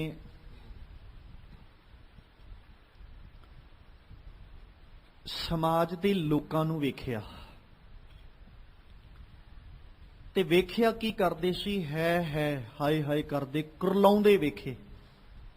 ਉਹ ਕਰੇਨ ਮਾਲਕ ਕਹਿੰਦੇ ਵੀ ਉਹ ਹਾਏ ਹਾਏ ਕਰਦੇ ਫਿਰਦੇ ਨੇ, ਤੇ ਹਾਏ ਹਾਏ ਕੁਰਲਾਉਂਦੇ ਆ, ਪਤਾ ਕੀ ਕਰੇ, ਗੱਲਾਂ ਪਿੱਟਣ, ਆਪਣੀਆਂ ਗੱਲਾਂ ਤੇ ਚਪੇੜਾਂ ਮਾਰਨੀਆਂ, ਗੱਲਾਂ ਨੂੰ ਪਿੱਟਣਾ, ਸਿਰ ਖੋਹੇਣ ਤੇ ਆਪਣੇ ਕੇਸਾਂ ਨੂੰ, ਸਿਰ ਦੇ ਕੇਸਾਂ ਨੂੰ ਖਿੱਚਣਾ। ਆਹ ਹਾਲਾਤ ਬਣੇ ਪਏ ਸੰਸਾਰ ਦੇ। ਇਹ ਹਾਲਾਤ ਪਤਾ ਕਿੰਨਾਂ ਦੇ ਨੇ? ਜਿਹੜੇ ਰੱਬ ਨਾਲੋਂ ਟੁੱਟ ਗਏ। ਰੱਬ ਨਾਲੋਂ ਟੁੱਟਿਆਂ ਦੀ ਹਾਲਤ ਐਸੀ ਬਣ ਗਈ, ਹਾਲਾਤ ਐਸੇ ਬਣ ਗਏ ਕਿ ਉਹ ਹਾਏ ਹਾਏ ਕੁਰਲਾਉਂਦੇ ਫਿਰਦੇ, ਹਾਏ ਹਾਏ ਕਰਦੇ, ਕੁਰਲਾ ਰਹੇ ਨੇ। ਵਿਲਕ ਰਿਹਾ ਸਾਰੇ ਦਾ ਸਾਰਾ ਸਮਾਜ, ਸਿਰਫ ਸੰਸਾਰਕ ਕਾਰਜਾਂ ਕਾਰਾਂ ਵਿਹਾਰਾਂ ਵਾਸਤੇ। ਜਿਹਨੂੰ ਸਤਿਗੁਰੂ ਜੀ ਨੇ ਨਾ ਬਾਣੀ ਦੇ ਵਿੱਚ ਇੱਕ ਜ਼ਿਕਰ ਆਖਿਆ ਸੀ, ਕਹਿੰਦੇ ਬਾਲਕ ਮਰੇ ਬਾਲਕ ਕੀ ਲੀਲਾ, ਕਹਿ ਕਹਿ ਰੋਵੇ ਬਾਲ ਰੰਗੀਲਾ, ਜਿਸ ਕਾ ਸਾ ਸੋ ਤਿਨ ਹੀ ਲਿਆ, ਭੂਲਾ ਰੋਵਣ ਹਾਰਾ ਹੈ। ਇਹ ਗੱਲ ਤੇ ਭੁੱਲ ਗਿਆ ਨਾ ਕਿ ਮੇਰੇ ਨਾਲ ਦੇ ਸਾਥੀ, ਮੇਰੇ ਸੰਗੀ ਸੰਸਾਰ ਤੋਂ ਜਾ ਰਹੇ ਨੇ, ਤੇ ਜਿਹੜੇ ਸੰਗੀ, ਜਿਹੜੇ ਸਾਥੀ ਮੇਰੇ ਨਾਲ ਦੇ ਸੰਸਾਰ ਤੋਂ ਜਾ ਰਹੇ ਨੇ ਨਾ, ਕੂਚ ਕਰ ਰਹੇ ਨੇ।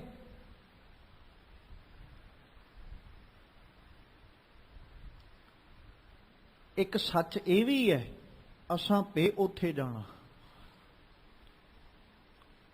ਤੇ ਮਾਲਕ ਬਾਣੀ 'ਚ ਇੱਕ ਲਫ਼ਜ਼ ਵਰਤਦੇ ਸਤਿਗੁਰੂ ਨੇ ਬੜਾ ਸਪਸ਼ਟ ਦਿਆ, ਕਿਉਂਕਿ ਮਾਲਕ ਨੇ ਲੁਕੋ ਕੇ ਕੁਛ ਨਹੀਂ ਰੱਖਿਆ। ਸਾਫ਼ ਜੇ ਲਫ਼ਜ਼ ਵਰਤੇ, ਕਹਿੰਦੇ ਰੋਵਣ ਵਾਲੇ ਜੇਤੜੇ ਸਭ ਬੰਨੇ ਪੰਡ ਪਰਾਲ। ਇਹ ਤੇ ਪਰਾਲੀਆਂ ਦੀਆਂ ਪੰਡਾਂ ਬੰਨਣ ਵਾਲੇ ਨੇ, ਸਿਰਫ ਲੋਕ ਵਿਖਾਵਾ ਕਰਨ ਵਾਲੇ ਨੇ।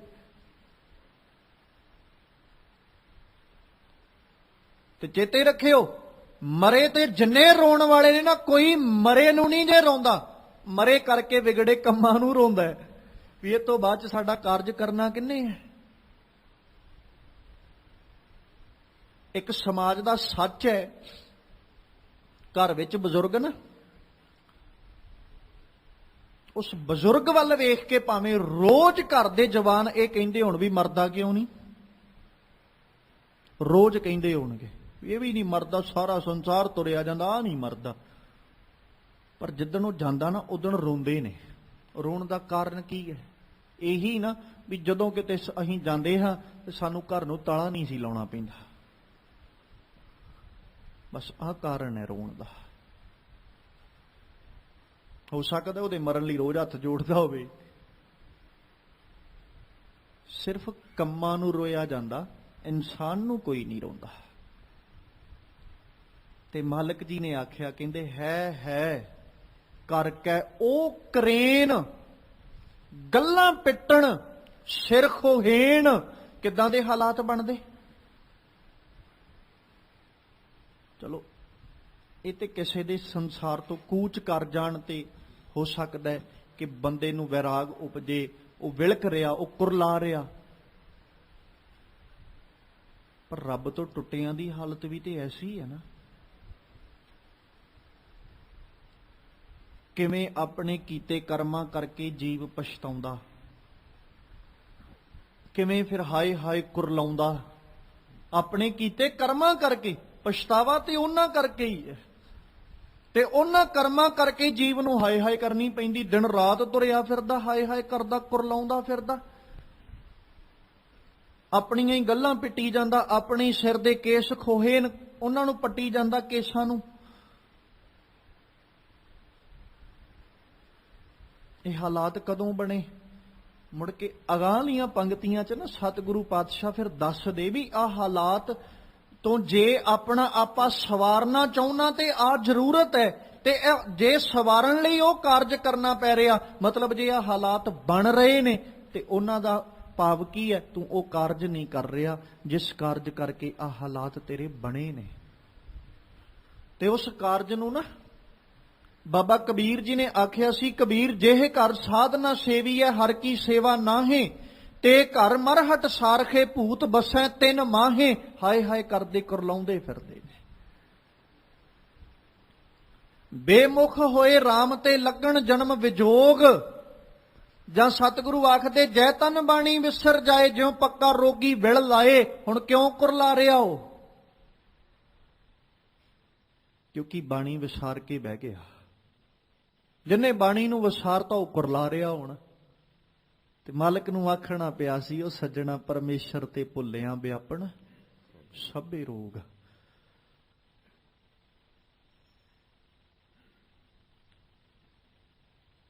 ਅੱਜ ਨਾ ਸਤਿਗੁਰੂ ਪਾਤਸ਼ਾਹ ਦਾ ਇੱਕ ਪਾਵਨ ਬਚਨ ਬੜਾ ਪਿਆਰਾ ਮਾਲਕ ਜੀ ਨੇ ਬਖਸ਼ਿਸ਼ ਕੀਤਾ। ਸਤਿਗੁਰੂ ਕਹਿੰਦੇ ਜਿਹੜਾ ਜੀਵ ਆਪਣੀ ਜ਼ਿੰਦਗੀ ਦੇ ਅੰਦਰ ਰੱਬ ਦੀ ਬੰਦਗੀ ਨਾਲੋਂ ਟੁੱਟ ਜਾਂਦੇ ਨੇ, ਉਹਨਾਂ ਦੀ ਹਾਲਾਤ ਪਤਾ ਕੀ ਬਣ ਜਾਂਦੇ ਨੇ? ਨਾਵੋਂ ਘੁੱਥਿਆ ਹੋਇਆ ਇਨਸਾਨ, ਉਹਦਾ ਹਲਤ ਤੇ ਪਲਤ ਸਾਰਾ ਹੀ ਚਲੇ ਜਾਂਦਾ ਹੈ। ਨਾਵੋਂ ਕੁੱਥਾ ਹਲਤ ਪਲਤ ਸਭ ਜਾਏ, ਸਾਰੇ ਚਲੇ ਗਏ। ਮਤਲਬ ਉਹਨੇ ਲੋਕ ਵੀ ਗਵਾ ਲਿਆ ਤੇ ਪਰਲੋਕ ਵੀ ਗਵਾ ਲਿਆ। ਤੇ ਜਿਹੜਾ ਉਹਨੇ ਜਪ ਤਪ ਸੰਜਮ ਕੀਤਾ ਸੀ ਨਾ, ਉਹਦਾ ਜਪ ਤਪ ਸੰਜਮ ਕੀਤਾ ਹੋਇਆ ਸਾਰੇ ਦਾ ਸਾਰਾ ਉਹ ਵੀ ਨਿਫਲ ਚਲੇ ਗਿਆ। ਕਿਉਂਕਿ ਕਾਰਨ ਕੀ ਹੈ? ਉਹ ਨਾਮੋਂ ਘੁੱਥ ਗਿਆ, ਨਾਮ ਨੂੰ ਭੁੱਲ ਗਿਆ। ਬਸ ਨਾਮ ਨੂੰ ਭੁੱਲਿਆ ਹੋਇਆ ਹੀ ਦਿਨ ਰਾਤ ਹਾਏ ਹਾਏ ਕਰਦਾ ਹੈ। ਨਾਮ ਨੂੰ ਭੁੱਲਿਆ ਹੀ ਦਿਨ ਰਾਤ ਕੁਰਲਾਉਂਦਾ, ਵਿਲਕਦਾ, ਤੜਫਦਾ ਹੈ। ਤੇ ਸਤਿਗੁਰੂ ਜੀ ਨੇ ਅੱਜ ਉਸ ਮਨੁੱਖ ਦੀ ਹਾਲਤ ਨੂੰ ਬਿਆਨ ਕੀਤਾ, ਜਿਸ ਮਨੁੱਖ ਨੇ ਜ਼ਿੰਦਗੀ 'ਚ ਰੱਬ ਦੀ ਯਾਦ, ਉਹਦੇ ਚਿੰਤਨ ਨੂੰ ਵਿਸਾਰਤਾ ਨਾ, ਭੁਲਾ ਦਿੱਤਾ। ਸਤਿਗੁਰੂ ਕਹਿੰਦੇ ਆ ਉਹਦੀ ਹਾਲਤ ਹੈ ਕਿ ਉਹ ਗੱਲਾਂ ਪਿੱਟਦਾ ਤੇ ਆਪਣੇ ਸਿਰ ਦੇ ਕੇਸਾਂ ਨੂੰ ਖਿੱਚਦਾ, ਕਿਉਂਕਿ ਤੜਫ ਰਿਹਾ, ਵਿਲਕ ਰਿਹਾ। ਇਸੇ ਤੜਫ, ਇਸੇ ਵਿਲਕਣਾ ਨੂੰ ਕਦੇ ਬਾਬਾ ਫਰੀਦ ਜੀ ਨੇ ਪ੍ਰਗਟ ਕਰਦਿਆਂ ਆਖਿਆ ਸੀ, ਜਿੰਦ ਨਿਮਾਣੀ ਕੱਢੀ ਐ ਹੱਡਾਂ ਕੂ ਕੜਕਾਏ। ਤੇ ਉਹ ਜਿਸ ਦਿਨ ਕੱਢਦਾ ਨਾ ਉਹ ਜਿੰਦ, ਤੇ ਉਦਣ ਕੱਲੇ ਕੱਲੇ ਹੱਡ ਨੂੰ ਕੜਕਦੇ ਹੋਏ ਦੀ ਆਵਾਜ਼ ਆਉਂਦੀ। ਹੱਥ ਮਰੋੜੈ ਤਨ ਕਪੈ, ਉਹ ਹੱਥਾਂ ਦਾ ਮਰੋੜਨਾ, ਤਨ ਦਾ ਦੁਖੀ ਹੋਣਾ ਕੀ ਹੈ? ਹਾਏ ਹਾਏ ਕਰਨਾ ਹੀ ਹੈ ਨਾ। ਫਿਰ ਮਰਦਾ ਬੰਦਾ ਕਿਵੇਂ ਕੁਰਲਾਉਂਦਾ? ਉਹ ਤੇ ਕਿਤੇ ਚੰਗੇ ਕਰਮ ਹੋਣ ਜਾਂ ਚੰਗੇ ਕਰਮ ਕੀਤੇ ਸਮਾਜ ਦੇ ਉੱਤੇ ਰਹਿੰਦਿਆਂ, ਤੇ ਫਿਰ ਕਿਤੇ ਆਸਾਨੀ ਦੀ ਮੌਤ ਆ ਜਾਏ ਤੇ ਮੌਤ ਆਈ ਦਾ ਪਤਾ ਨਾ ਲੱਗੇ, ਉਹ ਬਾਤ ਵੱਖਰੀ ਹੈ। ਜੇ ਕਰਮ ਚੰਗੇ ਨਾ ਹੋਣ ਤੇ ਫਿਰ ਬੰਦਾ ਕੁਰਲਾਉਂਦਾ ਜਾਂਦਾ, ਹਾਏ ਹਾਏ ਕਰਦਾ, ਤੇ ਆਪਣੀ ਜ਼ੁਬਾਨ ਤੋਂ ਮੌਤ ਮੰਗਦਾ ਹੈ ਕਿ ਆ ਜਾਏ ਹੁਣ। ਇਦਾਂ ਦਾ ਜੀਵਨ ਮੈਂ ਜਿਉ ਨਹੀਂ ਸਕਦਾ। ਵੇਖੋ ਤੁਸੀਂ ਕਿਤੇ ਸਮਾਜ ਵਿੱਚ ਵਿਚਰਦਿਆਂ ਬਹੁਤਾਤ ਐਸੇ ਬਜ਼ੁਰਗ ਮਿਲਣਗੇ ਜਿਹੜੇ ਹੱਥ ਜੋੜਦਿਆਂ ਰੱਬ ਅੱਗੇ ਇਹੀ ਆਖਦੇ, ਰੱਬਾ ਤੁਰਦਿਆਂ ਨੂੰ ਲੈ ਜੀ, ਅਸੀਂ ਮੰਜੇ ਤੇ ਨਹੀਂ ਪੈਣਾ ਚਾਹੁੰਦੇ। ਕਿੰਨਾ ਡਰ ਲੱਗਦਾ ਇਨਸਾਨ ਨੂੰ, ਕਿਉਂਕਿ ਦਿਸਦਾ ਹੈ ਵੀ ਜੇ ਮੰਜੇ ਤੇ ਪੈ ਗਿਆ ਸਿਵਾਏ ਕੁਰਲਾਹਟ ਤੋਂ ਕੁਛ ਨਹੀਂ ਮਿਲਣਾ। ਬਾਬਾ ਫਰੀਦ ਜੀ ਦਾ ਇੱਕ ਬਚਨ ਹੈ ਨਾ, ਵੀ ਜਵਾਨੀ ਚ ਤੇ ਕੋਹਾਂ ਦਾ ਪੈਂਡਾ ਵੀ ਦੂਰ ਕਰਕੇ ਕਹਿੰਦਾ ਸੀ, ਥੋੜਾ ਹੀ ਦੂਰ ਕੀਤਾ ਹੈ, ਅਜੇ ਤੇ ਤੁਰਿਆ ਹੀ ਨਹੀਂ ਕੁਛ। ਪਰ ਜਦੋਂ ਬਜ਼ੁਰਗੀ ਆ ਗਈ ਨਾ, ਹੁਣ ਕੋਲੇ ਕੁਝ ਕੁ ਕਰਮਾਂ ਦੀ ਦੂਰੀ ਜਿਹੜੀ ਨਾ, ਕੁਝ ਕੁ ਕਰਮਾਂ ਦੀ ਤੇ ਛੱਡੋ, ਹੱਥ ਜਿੰਨੀ ਦੂਰੀ ਵੀ ਐਦਾਂ ਲੱਗਦਾ ਪਤਾ ਨਹੀਂ ਕਿੱਡੇ ਲੰਮੇ ਕੋਹ ਪੈਂਡਾ ਤੈਅ ਕਰਕੇ ਤੇ ਪਾਣੀ ਦਾ ਲੋਟਾ ਚੁੱਕਣਾ।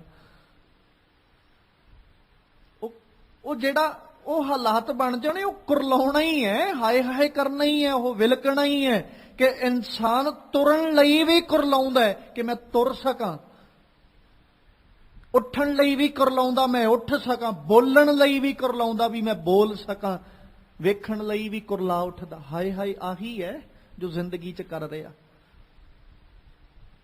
ਤੇ ਮਾਲਕ ਕਹਿੰਦੇ ਫਿਰ ਹਾਲਾਤ ਐਸੇ ਬਣ ਜਾਂਦੇ, ਫਿਰ ਗੱਲਾਂ ਵੀ ਪਿੱਟਦਾ ਤੇ ਸਿਰ ਵੀ ਖੋਹੇਨ, ਸਿਰ ਦੇ ਕੇਸਾਂ ਤੱਕ ਨੂੰ ਵੀ ਆਪਣਿਆਂ ਨੂੰ ਖਿੱਚਦਾ ਹੈ। ਨਾਉ ਲੈਨ ਅਰ ਕਰਨ ਸਮਾਏ, ਨਾਨਕ ਤਿਨ ਬਲਿਹਾਰੈ ਜਾਏ। ਤੇ ਸਤਿਗੁਰੂ ਕਹਿੰਦੇ ਜੇ ਹਾਏ ਦੀ ਜਗ੍ਹਾ ਕਿਤੇ ਤੂੰ ਕਰਨਾ ਸਿੱਖ ਲਏ ਨਾ, ਜਾਂ ਉਸ ਰਾਮ ਨੂੰ ਚੇਤਾ ਕਰਨਾ ਸਿੱਖ ਲਏ, ਹਾਏ ਦੀ ਜਗ੍ਹਾ ਕਿਤੇ ਖੁਦਾ ਕਹਿਣਾ ਸਿੱਖ ਲਏ, ਤੇ ਮਾਲਕ ਕਹਿੰਦੇ ਫਿਰ ਤੈਨੂੰ ਸਿਰ ਦੇ ਕੇਸ ਖਿੱਚਣ ਤੇ ਗੱਲਾਂ ਪਿੱਟਣ ਦੀ ਲੋੜ ਨਹੀਂ ਪੈਂਦੀ। ਨਾਉ ਲੈਣ ਅਰ ਕਰਨ ਸਮਾਏ, ਜਿਹੜੇ ਰੱਬ ਦਾ ਨਾਮ ਲੈਂਦੇ ਨੇ ਤੇ ਅਭਿਆਸ ਕਰਦੇ ਨੇ, ਸਮਾਏ ਦਾ ਮਤਲਬ ਅਭਿਆਸ, ਜਿਨ੍ਹਾਂ ਰੱਬ ਦਾ ਨਾਮ ਲਿਆ, ਰੱਬ ਨੂੰ ਚੇਤੇ ਕੀਤਾ, ਰੱਬ ਦੀ ਯਾਦ ਵਿੱਚ ਆਪਣੇ ਆਪ ਨੂੰ ਜੋੜਿਆ, ਉਹਨਾਂ ਨੂੰ ਨਾ ਗੱਲਾਂ ਪਿੱਟਣ ਦੀ ਲੋੜ ਪਈ, ਨਾ ਸਿਰ ਖੋਹੇਣ ਦੀ ਜ਼ਰੂਰਤ ਪਈ, ਤੇ ਨਾ ਹੀ ਹਾਏ ਹਾਏ ਕਰਨ ਦੀ ਲੋੜ ਪਈ। ਉਹਨਾਂ ਨੂੰ ਸਾਹਿਬ ਕਹਿੰਦੇ ਜਿਹੜੇ ਐਸੇ ਨੇ ਨਾ, ਜਿਨ੍ਹਾਂ ਨੇ ਨਾਉ ਲੈਣ ਅਰ ਕਰਨ ਸਮਾਏ, ਨਾਨਕ ਤਿੰਨ ਬਲਿਹਾਰੈ ਜਾਏ। ਕਹਿੰਦੇ ਮੈਂ ਉਹਨਾਂ ਤੋਂ ਕੁਰਬਾਨ ਜਾਣਾ ਜਿਹੜੇ ਰੱਬ ਦਾ ਨਾਮ ਲੈਣ ਵਾਲੇ ਨੇ, ਉਹਨਾਂ ਤੋਂ ਬਲਿਹਾਰੇ ਜਾਂਦੇ ਹੀ ਸਤਿਗੁਰੂ ਨੇ ਆਖਿਆ ਸੀ ਨਾ, ਅੰਤਰਜਾਮੀ ਪੁਰਖ ਵਿਧਾਤੇ ਸ਼ਰਧਾ ਮਨ ਕੀ ਪੂਰੇ, ਨਾਨਕ ਦਾਸ ਇਹ ਹੈ ਸੁਖ ਮੰਗੈ, ਮੋਕੋ ਕਰ ਸੰਤਨ ਕੀ ਧੂਰੇ। ਜਿਹੜੇ ਤੇਰੇ ਨਾਮ ਨੂੰ ਜਪਣ ਵਾਲੇ ਕਿਤੇ ਉਹਨਾਂ ਦੀ ਸੇਵਾ ਬਖਸ਼ ਦੇ। ਸਤਿਗੁਰੂ ਬਾਣੀ ਚ ਆਖਦੇ ਜਿਨ੍ਹਾਂ ਨਾ ਵਿਸਰੈ ਨਾਮ ਸੇ ਕਨੇਹਿਆ, ਭੇਦ ਨਾ ਜਾਣੋ ਮੂਲ ਸਾਈਂ ਜਿਹਿਆ। ਉਹ ਕਦੇ ਹਾਏ ਹਾਏ ਨਹੀਂ ਕਰ ਸਕਦੇ ਜਿਹੜੇ ਰੱਬ ਨੂੰ ਚੇਤਾ ਕਰਦੇ ਨੇ। ਮਾਲਕ ਕਹਿੰਦੇ ਮਾਇਆ ਮਨੋ ਨਾ ਵਿਸਰੈ, ਮੰਗਿਆ ਦਮਾ ਦਮ, ਸੋ ਪ੍ਰਭ ਚੇਤਨਾ ਆਵਈ, ਨਾਨਕ ਨਹੀਂ ਕਰਮ ਨਹੀਂ ਵਿਸਰੀ। ਹਾਏ ਹਾਏ ਕਰਨਾ ਪੈ ਗਿਆ। ਜਿਨ੍ਹਾਂ ਮਾਇਆ ਵਿਸਾਰਤੀ ਰੱਬ ਚੇਤੇ ਕਰ ਲਿਆ, ਉਹਨਾਂ ਨੇ ਆਪਣਾ ਇੱਕ ਇੱਕ ਦਮ ਸਫਲ ਕਰ ਲਿਆ, ਕੁਰਲਾਉਣਾ ਨਹੀਂ ਪਿਆ। ਬਸ ਖਿਆਲ ਰੱਖਿਓ, ਅੱਜ ਦੇ ਜਿਹੜੇ ਪਾਵਨ ਬਚਨ ਸਤਿਗੁਰੂ ਨੇ ਬਖਸ਼ੇ ਨਾ, ਮਾਲਕ ਨੇ ਇਹਨਾਂ ਵਿੱਚ ਮਨੁੱਖ ਨੂੰ ਸਮਝਾਇਆ ਹੀ ਇਹ ਹੈ, ਮਨੁੱਖਾ ਤੇਰੇ ਕੋਲ ਦੋ ਰਸਤੇ ਨੇ। ਇੱਕ ਰਸਤਾ ਤੁਰਨ ਲੱਗਿਆਂ ਮੁਸ਼ਕਲ ਹੋ ਸਕਦਾ ਹੈ, ਪਰ ਅਗਾਂਹ ਆਨੰਦ ਹੀ ਆਨੰਦ ਹੈ। ਇੱਕ ਰਸਤਾ ਤੁਰਨ ਲੱਗਿਆ ਸੌਖਾ ਹੋ ਸਕਦਾ, ਪਰ ਅੱਗੇ ਕੁਰਲਾਹਟ ਤੋਂ ਬਿਨਾ ਕੁਝ ਨਹੀਂ। ਫੈਸਲਾ ਤੂੰ ਕਰਨਾ ਕਿ ਤੂੰ ਕੁਰਲਾਉਣਾ ਚਾਹੁੰਦਾ ਕਿ ਆਨੰਦਮਈ ਜੀਵਨ ਜਿਉਣਾ ਚਾਹੁੰਦਾ। ਫੈਸਲਾ ਇਨਸਾਨ ਨੇ ਕਰਨਾ। ਮਾਰਗ ਦੋ, ਇੱਕ ਰਸਤਾ ਜਿਹੜਾ ਸ਼ੁਰੂਆਤ ਵਿੱਚ ਮੁਸ਼ਕਲ ਹੈ, ਜਿਹਨੂੰ ਬਾਬਾ ਕਬੀਰ ਜੀ ਕਹਿੰਦੇ ਔਕਟ ਘਾਟੀ ਹੈ, ਤੇ ਇੱਕ ਰਸਤਾ ਉਹ ਹੈ ਜਿਸ ਰਸਤੇ ਉੱਤੇ ਪਾਛੈ ਪਰੀ ਵਹੀਰ। ਆ ਦੋਵੇਂ ਰਸਤੇ, ਜਿਹੇ ਮਾਰਗ ਪੰਡਤ ਗਏ ਪਾਛੈ ਪਰੀ ਵਹੀਰ। ਇੱਕ ਰਸਤਾ ਇਹ ਹੈ, ਇੱਕ ਔਕਟ ਘਾਟੀ ਰਾਮ ਕੀ ਤਿਹ ਚੜ ਰਹੇ ਹੋ ਕਬੀਰ। ਇੱਕ ਰਸਤਾ ਇਹ ਹੈ, ਆ ਦੋਵੇਂ ਰਸਤੇ ਨੇ।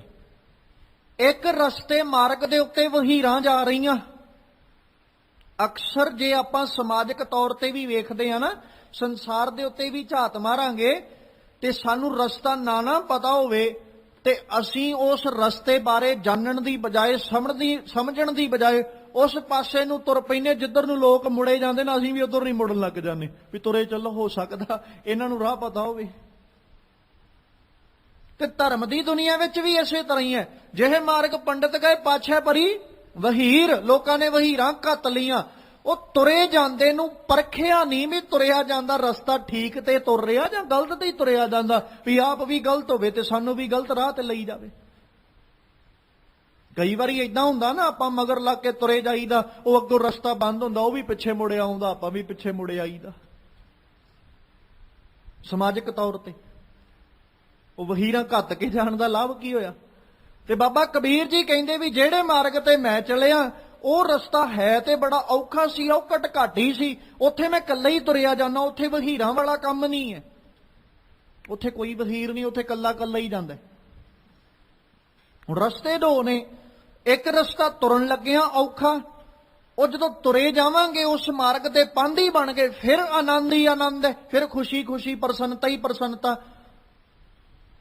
ਜਿਹਨੂੰ ਗੁਰੂ ਅਮਰਦਾਸ ਪਾਤਸ਼ਾਹ ਨੇ ਆਖਿਆ ਸੀ ਨਾ, ਭਗਤਾਂ ਕੀ ਚਾਲ ਨਿਰਾਲੀ, ਚਾਲਾਂ ਨਿਰਾਲੀ ਭਗਤਾਂ ਕੇਰੀ, ਬਿਖਮ ਮਾਰਗ ਚੱਲਣਾ। ਮਾਰਗ ਬੜਾ ਔਖਾ, ਬਿਖਮ ਹੈ ਰਸਤਾ। ਤੇ ਉਹ ਰਸਤਾ ਕਿੱਦਾਂ ਦਾ ਹੈ? ਖੰਨਿਓ ਤਿੱਖੀ, ਵਾਲੋਂ ਨਿੱਕੀ, ਏਤ ਮਾਰਗ ਜਾਣਾ। ਤੁਰਨਾ ਤੇ ਇਸ ਰਸਤੇ ਤੇ ਹੈ, ਜਿਹਨੂੰ ਬਾਬਾ ਕਬੀਰ ਸਾਹਿਬ ਕਹਿੰਦੇ ਮੁਸ਼ਕਲ ਓਨਾ ਚਿਰ ਹੀ ਹੈ ਜਿੰਨਾ ਚਿਰ ਮਨ ਤੋਂ ਮੈਗਲ ਹੋਏ ਰਹੇ ਹੋ, ਕਿਉਂ ਕਰ ਨਿਕਸੈ ਜਾਏ। ਜਿੰਨਾ ਚਿਰ ਮਨ ਹਾਥੀ ਬਣ ਕੇ ਬੈਠਾ ਨਾ, ਓਨਾ ਚਿਰ ਹੀ ਤੁਰਨਾ ਔਖਾ। ਤੇ ਜਦੋਂ ਕਿਤੇ ਮਨ ਹਾਥੀ ਦਾ ਰੂਪ ਛੱਡ ਕੇ ਨਿੱਕਾ ਜਿਹਾ ਕਿਣਕਾ ਬਣ ਜਾਂਦਾ ਨਾ, ਤੇ ਫਿਰ ਬਾਬਾ ਕਬੀਰ ਜੀ ਇਹ ਕਹਿੰਦੇ ਜਿਹੜਾ ਮੁਕਤ ਦੁਆਰਾ ਸੰਕੁਰਾ ਰਾਈ ਦਸਵੇਂ ਭਾਏ ਸੀ ਨਾ, ਉਹ ਵੀ ਮੁਕਤ ਦੁਆਰਾ ਮੋਕੁਲਾ ਹੁਣ ਖੁੱਲਾ ਹੋ ਗਿਆ। ਉਹਨਾਂ ਕਰਾ ਵੀ ਬੜਾ ਖੁੱਲਾ ਬਣ ਗਿਆ, ਸਹਿਜੇ ਆਵੋ ਜਾਓ, ਹੁਣ ਸਹਿਜ ਨਾਲ ਹੀ ਆਉਣਾ, ਸਹਿਜ ਨਾਲ ਹੀ ਜਾਣਾ। ਮਤਲਬ ਆਨੰਦ ਹੀ ਆਨੰਦ, ਖੁਸ਼ੀ ਹੀ ਖੁਸ਼ੀ, ਪ੍ਰਸੰਨਤਾ ਹੀ ਪ੍ਰਸੰਨਤਾ ਬਣ ਗਈ, ਕਿਉਂਕਿ ਤੁਰਨ ਲੱਗਿਆਂ ਮੁਸ਼ਕਲਾਂ ਵੇਖ ਲਈਆਂ। ਤੇ ਜਿਹੜਾ ਸੰਸਾਰਕ ਰਸਤਾ ਜਿੱਥੇ ਵਹੀਰਾਂ ਘੱਟ ਕੇ ਜਾ ਰਹੀਆਂ, ਉਹ ਤੁਰਨ ਲੱਗਿਆਂ ਆਸਾਨ ਲੱਗਦਾ, ਤੁਰਨ ਲੱਗਿਆਂ ਬੜਾ ਸੌਖਾ ਲੱਗਦਾ। ਪਰ ਜਦੋਂ ਤੁਰ ਪੈਂਦਾ ਨਾ ਇਨਸਾਨ, ਉਦੋਂ ਅਗਾਂਹ ਨਜ਼ਰ ਕੀ ਆਉਂਦਾ? ਸਿਵਾਏ ਮੁਸ਼ਕਲਾਂ ਤੋਂ ਕੁਝ ਨਹੀਂ ਹੈ। ਫਿਰ ਆਪਣੇ ਕੰਮਾਂ ਕਰਕੇ ਆਪਣੀ ਰਸਤੇ ਦੇ ਵਿੱਚ ਉਲਝ ਜਾਂਦਾ ਜੀਵ, ਆਪਣੀ ਝਮੇਲਿਆਂ 'ਚ ਫਸ ਜਾਂਦਾ। ਇਸੇ ਕਰਕੇ ਮਾਲਕ ਨੇ ਆਖਿਆ ਕਿ ਤੂੰ ਕੋਸ਼ਿਸ਼ ਕਰ ਕਿ ਜਿਹੜੇ ਰੱਬ ਦੇ ਨਾਮ ਨੂੰ ਲੈਂਦੇ ਨੇ ਨਾ ਤੇ ਅਭਿਆਸ ਕਰਦੇ, ਉਹਨਾਂ ਤੋਂ ਮੈਂ ਕੁਰਬਾਨ ਜਾਨਾ, ਬਲਿਹਾਰ ਨਹੀਂ ਜਾਨਾ। ਤੇ ਜੇ ਤੂੰ ਚਾਹੁੰਦਾ ਕਿ ਤੈਨੂੰ ਹਾਏ ਹਾਏ ਨਾ ਕਰਨਾ ਪਏ, ਤੈਨੂੰ ਕੁਰਲਾਉਣਾ ਨਾ ਪਏ, ਤੇਰੀ ਹਾਲਤ ਤਰਸਯੋਗ ਨਾ ਬਣੇ, ਜਾਂ ਤੇਰੀ ਹਾਲਾਤ ਮਾੜੇ ਨਾ ਬਣਨ, ਫਿਰ ਤੂੰ ਨਾਮ ਲੈਣਾ ਤੇ ਅਭਿਆਸ ਕਰਨਾ ਸ਼ੁਰੂ ਕਰ ਦੇ। ਕਿਉਂਕਿ ਉਹਨਾਂ ਦੀ ਹਾਲਤ ਤਰਸਯੋਗ ਹੀ ਬਣ ਜਾਂਦੀ ਹੈ, ਜਿਨ੍ਹਾਂ ਨੇ ਆਪਣਾ ਈਮਾਨ ਦੀਨ ਸਿਰਫ ਦੁਨੀਆ ਕਰਕੇ ਵੇਚਿਆ ਤੇ ਰੱਬੀ ਯਾਦ ਨੂੰ ਆਪਣੇ ਜੀਵਨ ਚੋਂ ਤਿਆਗ ਦਿੱਤਾ। ਦੋਵਾਂ ਸ਼ਲੋਕਾਂ ਵਿੱਚ ਸਤਿਗੁਰੂ ਨੇ ਅੱਜ ਇਹੋ ਭਾਵ ਸਾਨੂੰ ਬਖਸ਼ਿਆ ਕਿ ਦੀਨ ਕਮਾਉਣਾ ਸਿੱਖੀਏ, ਗਵਾਉਣਾ ਨਹੀਂ। ਜਿਨ੍ਹਾਂ ਦੀਨ ਕਮਾ ਲਿਆ, ਨਾਨਕ ਤਿੰਨ ਬਲਿਹਾਰੈ ਜਾਏ, ਤੇ ਜਿਨ੍ਹਾਂ ਦੀਨ ਗਵਾ ਲਿਆ, ਉਹ ਸਾਰੀ ਜ਼ਿੰਦਗੀ ਫਿਰ ਕੁਰਲਾਉਂਦੇ ਨੇ, ਉਹ ਹਾਏ ਹਾਏ ਕਰਦੇ। ਤੇ ਇਹਦੇ 'ਚ ਕੋਈ ਅਤਕਥਨੀ ਨਹੀਂ ਹੈ ਕਿ ਅੱਜ ਦੇ ਸਮੇਂ 'ਚ ਦੁਨੀਆ ਤੇ ਕਿਸੇ ਉੱਤੇ ਵੀ ਭਰੋਸਾ ਕਰਨਾ ਜਿਹੜਾ ਉਹ ਖੇਡ ਨਹੀਂ ਪਿਆ। ਵਿਸ਼ਵਾਸ ਕਿਸੇ ਉੱਤੇ ਕਰਨਾ ਸੌਖਾ ਨਹੀਂ, ਸਿਵਾਏ ਇੱਕ ਗੁਰੂ ਤੋਂ, ਕਿਉਂਕਿ ਗੁਰੂ ਹੀ ਐਸਾ ਹੈ ਜਿਹਦੇ ਉੱਤੇ ਕੀਤਾ ਭਰੋਸਾ ਵਿਸ਼ਵਾਸ ਸਦੀਵ ਬਣਿਆ ਰਹਿੰਦਾ। ਗੁਰੂ ਕਦੇ ਭਰੋਸੇ ਨੂੰ ਤੋੜਦਾ ਨਹੀਂ ਹੈ। ਇਨਸਾਨ ਉੱਤੇ ਕੀਤਾ ਭਰੋਸਾ ਅੱਜ ਜੁੜਿਆ, ਹੋ ਸਕਦਾ ਕੱਲ ਨੂੰ ਟੁੱਟ ਜਾਏ, ਕੋਈ ਨਾ ਕੋਈ ਕਾਰਨ। ਜੇ ਉਹ ਭਰੋਸਾ ਨਾ ਟੁੱਟਦਾ ਹੁੰਦਾ ਨਾ, ਤੇ ਗੁਰੂ ਅਰਜਨ ਸਾਹਿਬ ਕਦੇ ਇਹ ਨਹੀਂ ਸੀ ਕਹਿੰਦੇ ਆਪਣੀ ਪ੍ਰਤੀਤ ਆਪ ਹੀ ਖੋਵੈ, ਬਹੁਰ ਉਸਕਾ ਵਿਸ਼ਵਾਸ ਨਾ ਹੋਵੇ। ਮਤਲਬ ਇੱਕ ਇਨਸਾਨ ਆਪਣੀ ਪ੍ਰਤੀਤ ਕਦੋਂ ਗਵਾ ਲਏ, ਭਰੋਸਾ ਕਦੋਂ ਤੁੜਵਾ ਲਏ, ਕੋਈ ਪਤਾ ਨਹੀਂ। ਕਦੋਂ ਇਨਸਾਨ ਦਾ ਭਰੋਸਾ ਟੁੱਟ ਜਾਏ, ਕੋਈ ਇਸ ਚੀਜ਼ ਦਾ ਨਹੀਂ ਪਤਾ। ਪਰ ਗੁਰੂ ਤੇ ਕੀਤਾ ਵਿਸ਼ਵਾਸ ਕਦੇ ਟੁੱਟਦਾ ਨਹੀਂ ਹੈ। ਜਿੱਦਣ ਗੁਰੂ ਤੇ ਭਰੋਸਾ ਵੱਜ ਜਾਏਗਾ ਨਾ, ਉਦਣ ਜ਼ਿੰਦਗੀ ਵਿੱਚ ਆਨੰਦ ਹੀ ਆਨੰਦ, ਪ੍ਰਸੰਨਤਾ ਹੀ ਪ੍ਰਸੰਨਤਾ, ਖੁਸ਼ੀ ਹੀ ਖੁਸ਼ੀ ਤੇ ਖੇੜਾ ਹੀ ਖੇੜਾ ਹੋਵੇਗਾ। ਉਦਣ ਕੁਰਲਾਹਟ ਮੁੱਕ ਜਾਏਗੀ। ਸਤਿਗੁਰੂ ਕਿਤੇ ਕਿਰਪਾ ਕਰਨ, ਦੀਨ ਕਮਾਉਣਾ ਆ ਜਾਏ। ਜੇ ਅਸੀਂ ਗਵਾ ਵੀ ਬੈਠੇ ਆ ਨਾ, ਤੇ ਗੁਰੂ ਅੱਗੇ ਅਰਜ਼ੋਈਆਂ ਅਰਦਾਸਾਂ ਕਰੀਏ ਵੀ ਸਤਿਗੁਰੂ ਕਿਰਪਾ ਕਰ, ਮਿਹਰ ਦਾ ਹੱਥ ਸਿਰ ਤੇ ਰੱਖ, ਸਾਨੂੰ ਦੀਨ ਕਮਾਉਣਾ ਆ ਜਾਏ। ਅਸੀਂ ਦੀਨ ਕਮਾਉਂਦੇ ਆ, ਕਿਤੇ ਤੇਰੀ ਯਾਦ ਤੇਰੀ ਬੰਦਗੀ 'ਚ ਜੁੜ ਜਾਈਏ, ਤੇਰੀ ਬੰਦਗੀ 'ਚ ਜੁੜੇ ਤੇਰੇ ਦਰ ਤੇ ਪਰਵਾਨੇ ਜਾਈਏ, ਕਬੂਲ ਪੈ ਜਾਈਏ, ਤਾਂ ਜੋ ਆਪਣੇ ਜੀਵਨ ਸਫਲ ਕਰਕੇ ਸੰਸਾਰ ਤੋਂ ਜਾਈਏ। ਗੁਰੂ ਅੱਗੇ ਅਰਜ਼ੋਈਆਂ ਨਿਤਾ ਪ੍ਰਤੀ ਕਰਦੇ ਰਿਹਾ ਕਰੋ। ਨਾਮ ਮਿਲੈ ਤਾਂ ਜੀਵਾ, ਨਾਨਕ ਨਾਮ ਮਿਲੈ ਤਾਂ ਜੀਵਾ, ਨਾਮ ਮਿਲੈ ਤਾਂ ਜੀਵਾ, ਨਾਨਕ ਨਾਮ ਮਿਲੈ ਤਾਂ ਜੀਵਾ।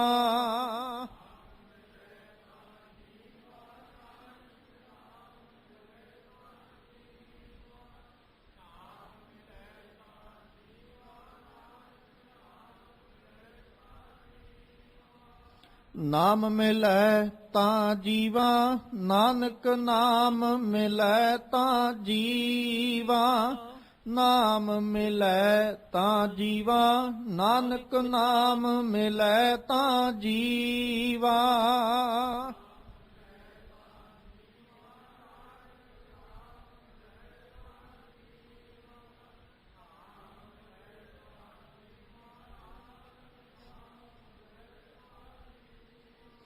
ਤਰਸ ਪਿਆ ਮਿਹਰਮਤ ਹੋਈ, ਤਰਸ ਪਿਆ ਮਿਹਰਮਤ ਹੋਈ,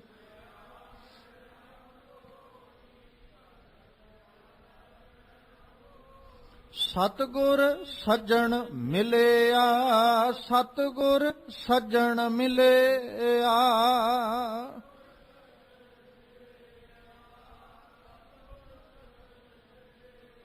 ਨਾਨਕ ਨਾਮ ਮਿਲੈ ਤਾਂ ਜੀਵਾ, ਨਾਨਕ ਨਾਮ ਮਿਲੈ ਤਾਂ ਜੀਵਾ।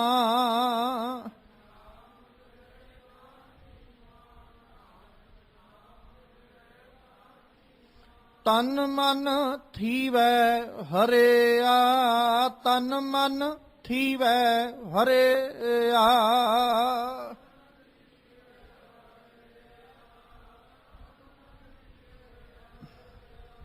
ਨਾਮ ਮਿਲੈ ਤਾਂ ਜੀਵਾ, ਨਾਨਕ ਨਾਮ ਮਿਲੈ ਤਾਂ ਜੀਵਾ, ਨਾਮ ਮਿਲੈ ਤਾਂ ਜੀਵਾ, ਨਾਨਕ ਨਾਮ ਮਿਲੈ ਤਾਂ ਜੀਵਾ।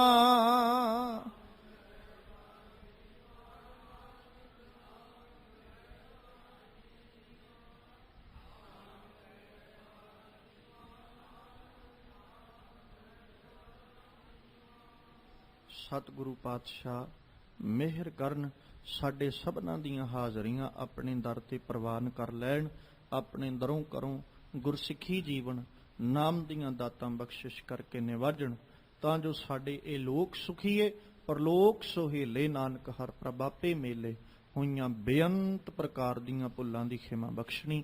ਆਓ ਸਤਿਗੁਰਾਂ ਦੇ ਪਾਵਨ ਬਚਨ ਆਪਣੇ ਹਿਰਦੇ ਵਿੱਚ ਵਸਾ ਲਈਏ। ਹੈ ਕਰ ਕੇ ਉਹ ਕਰੇਨ,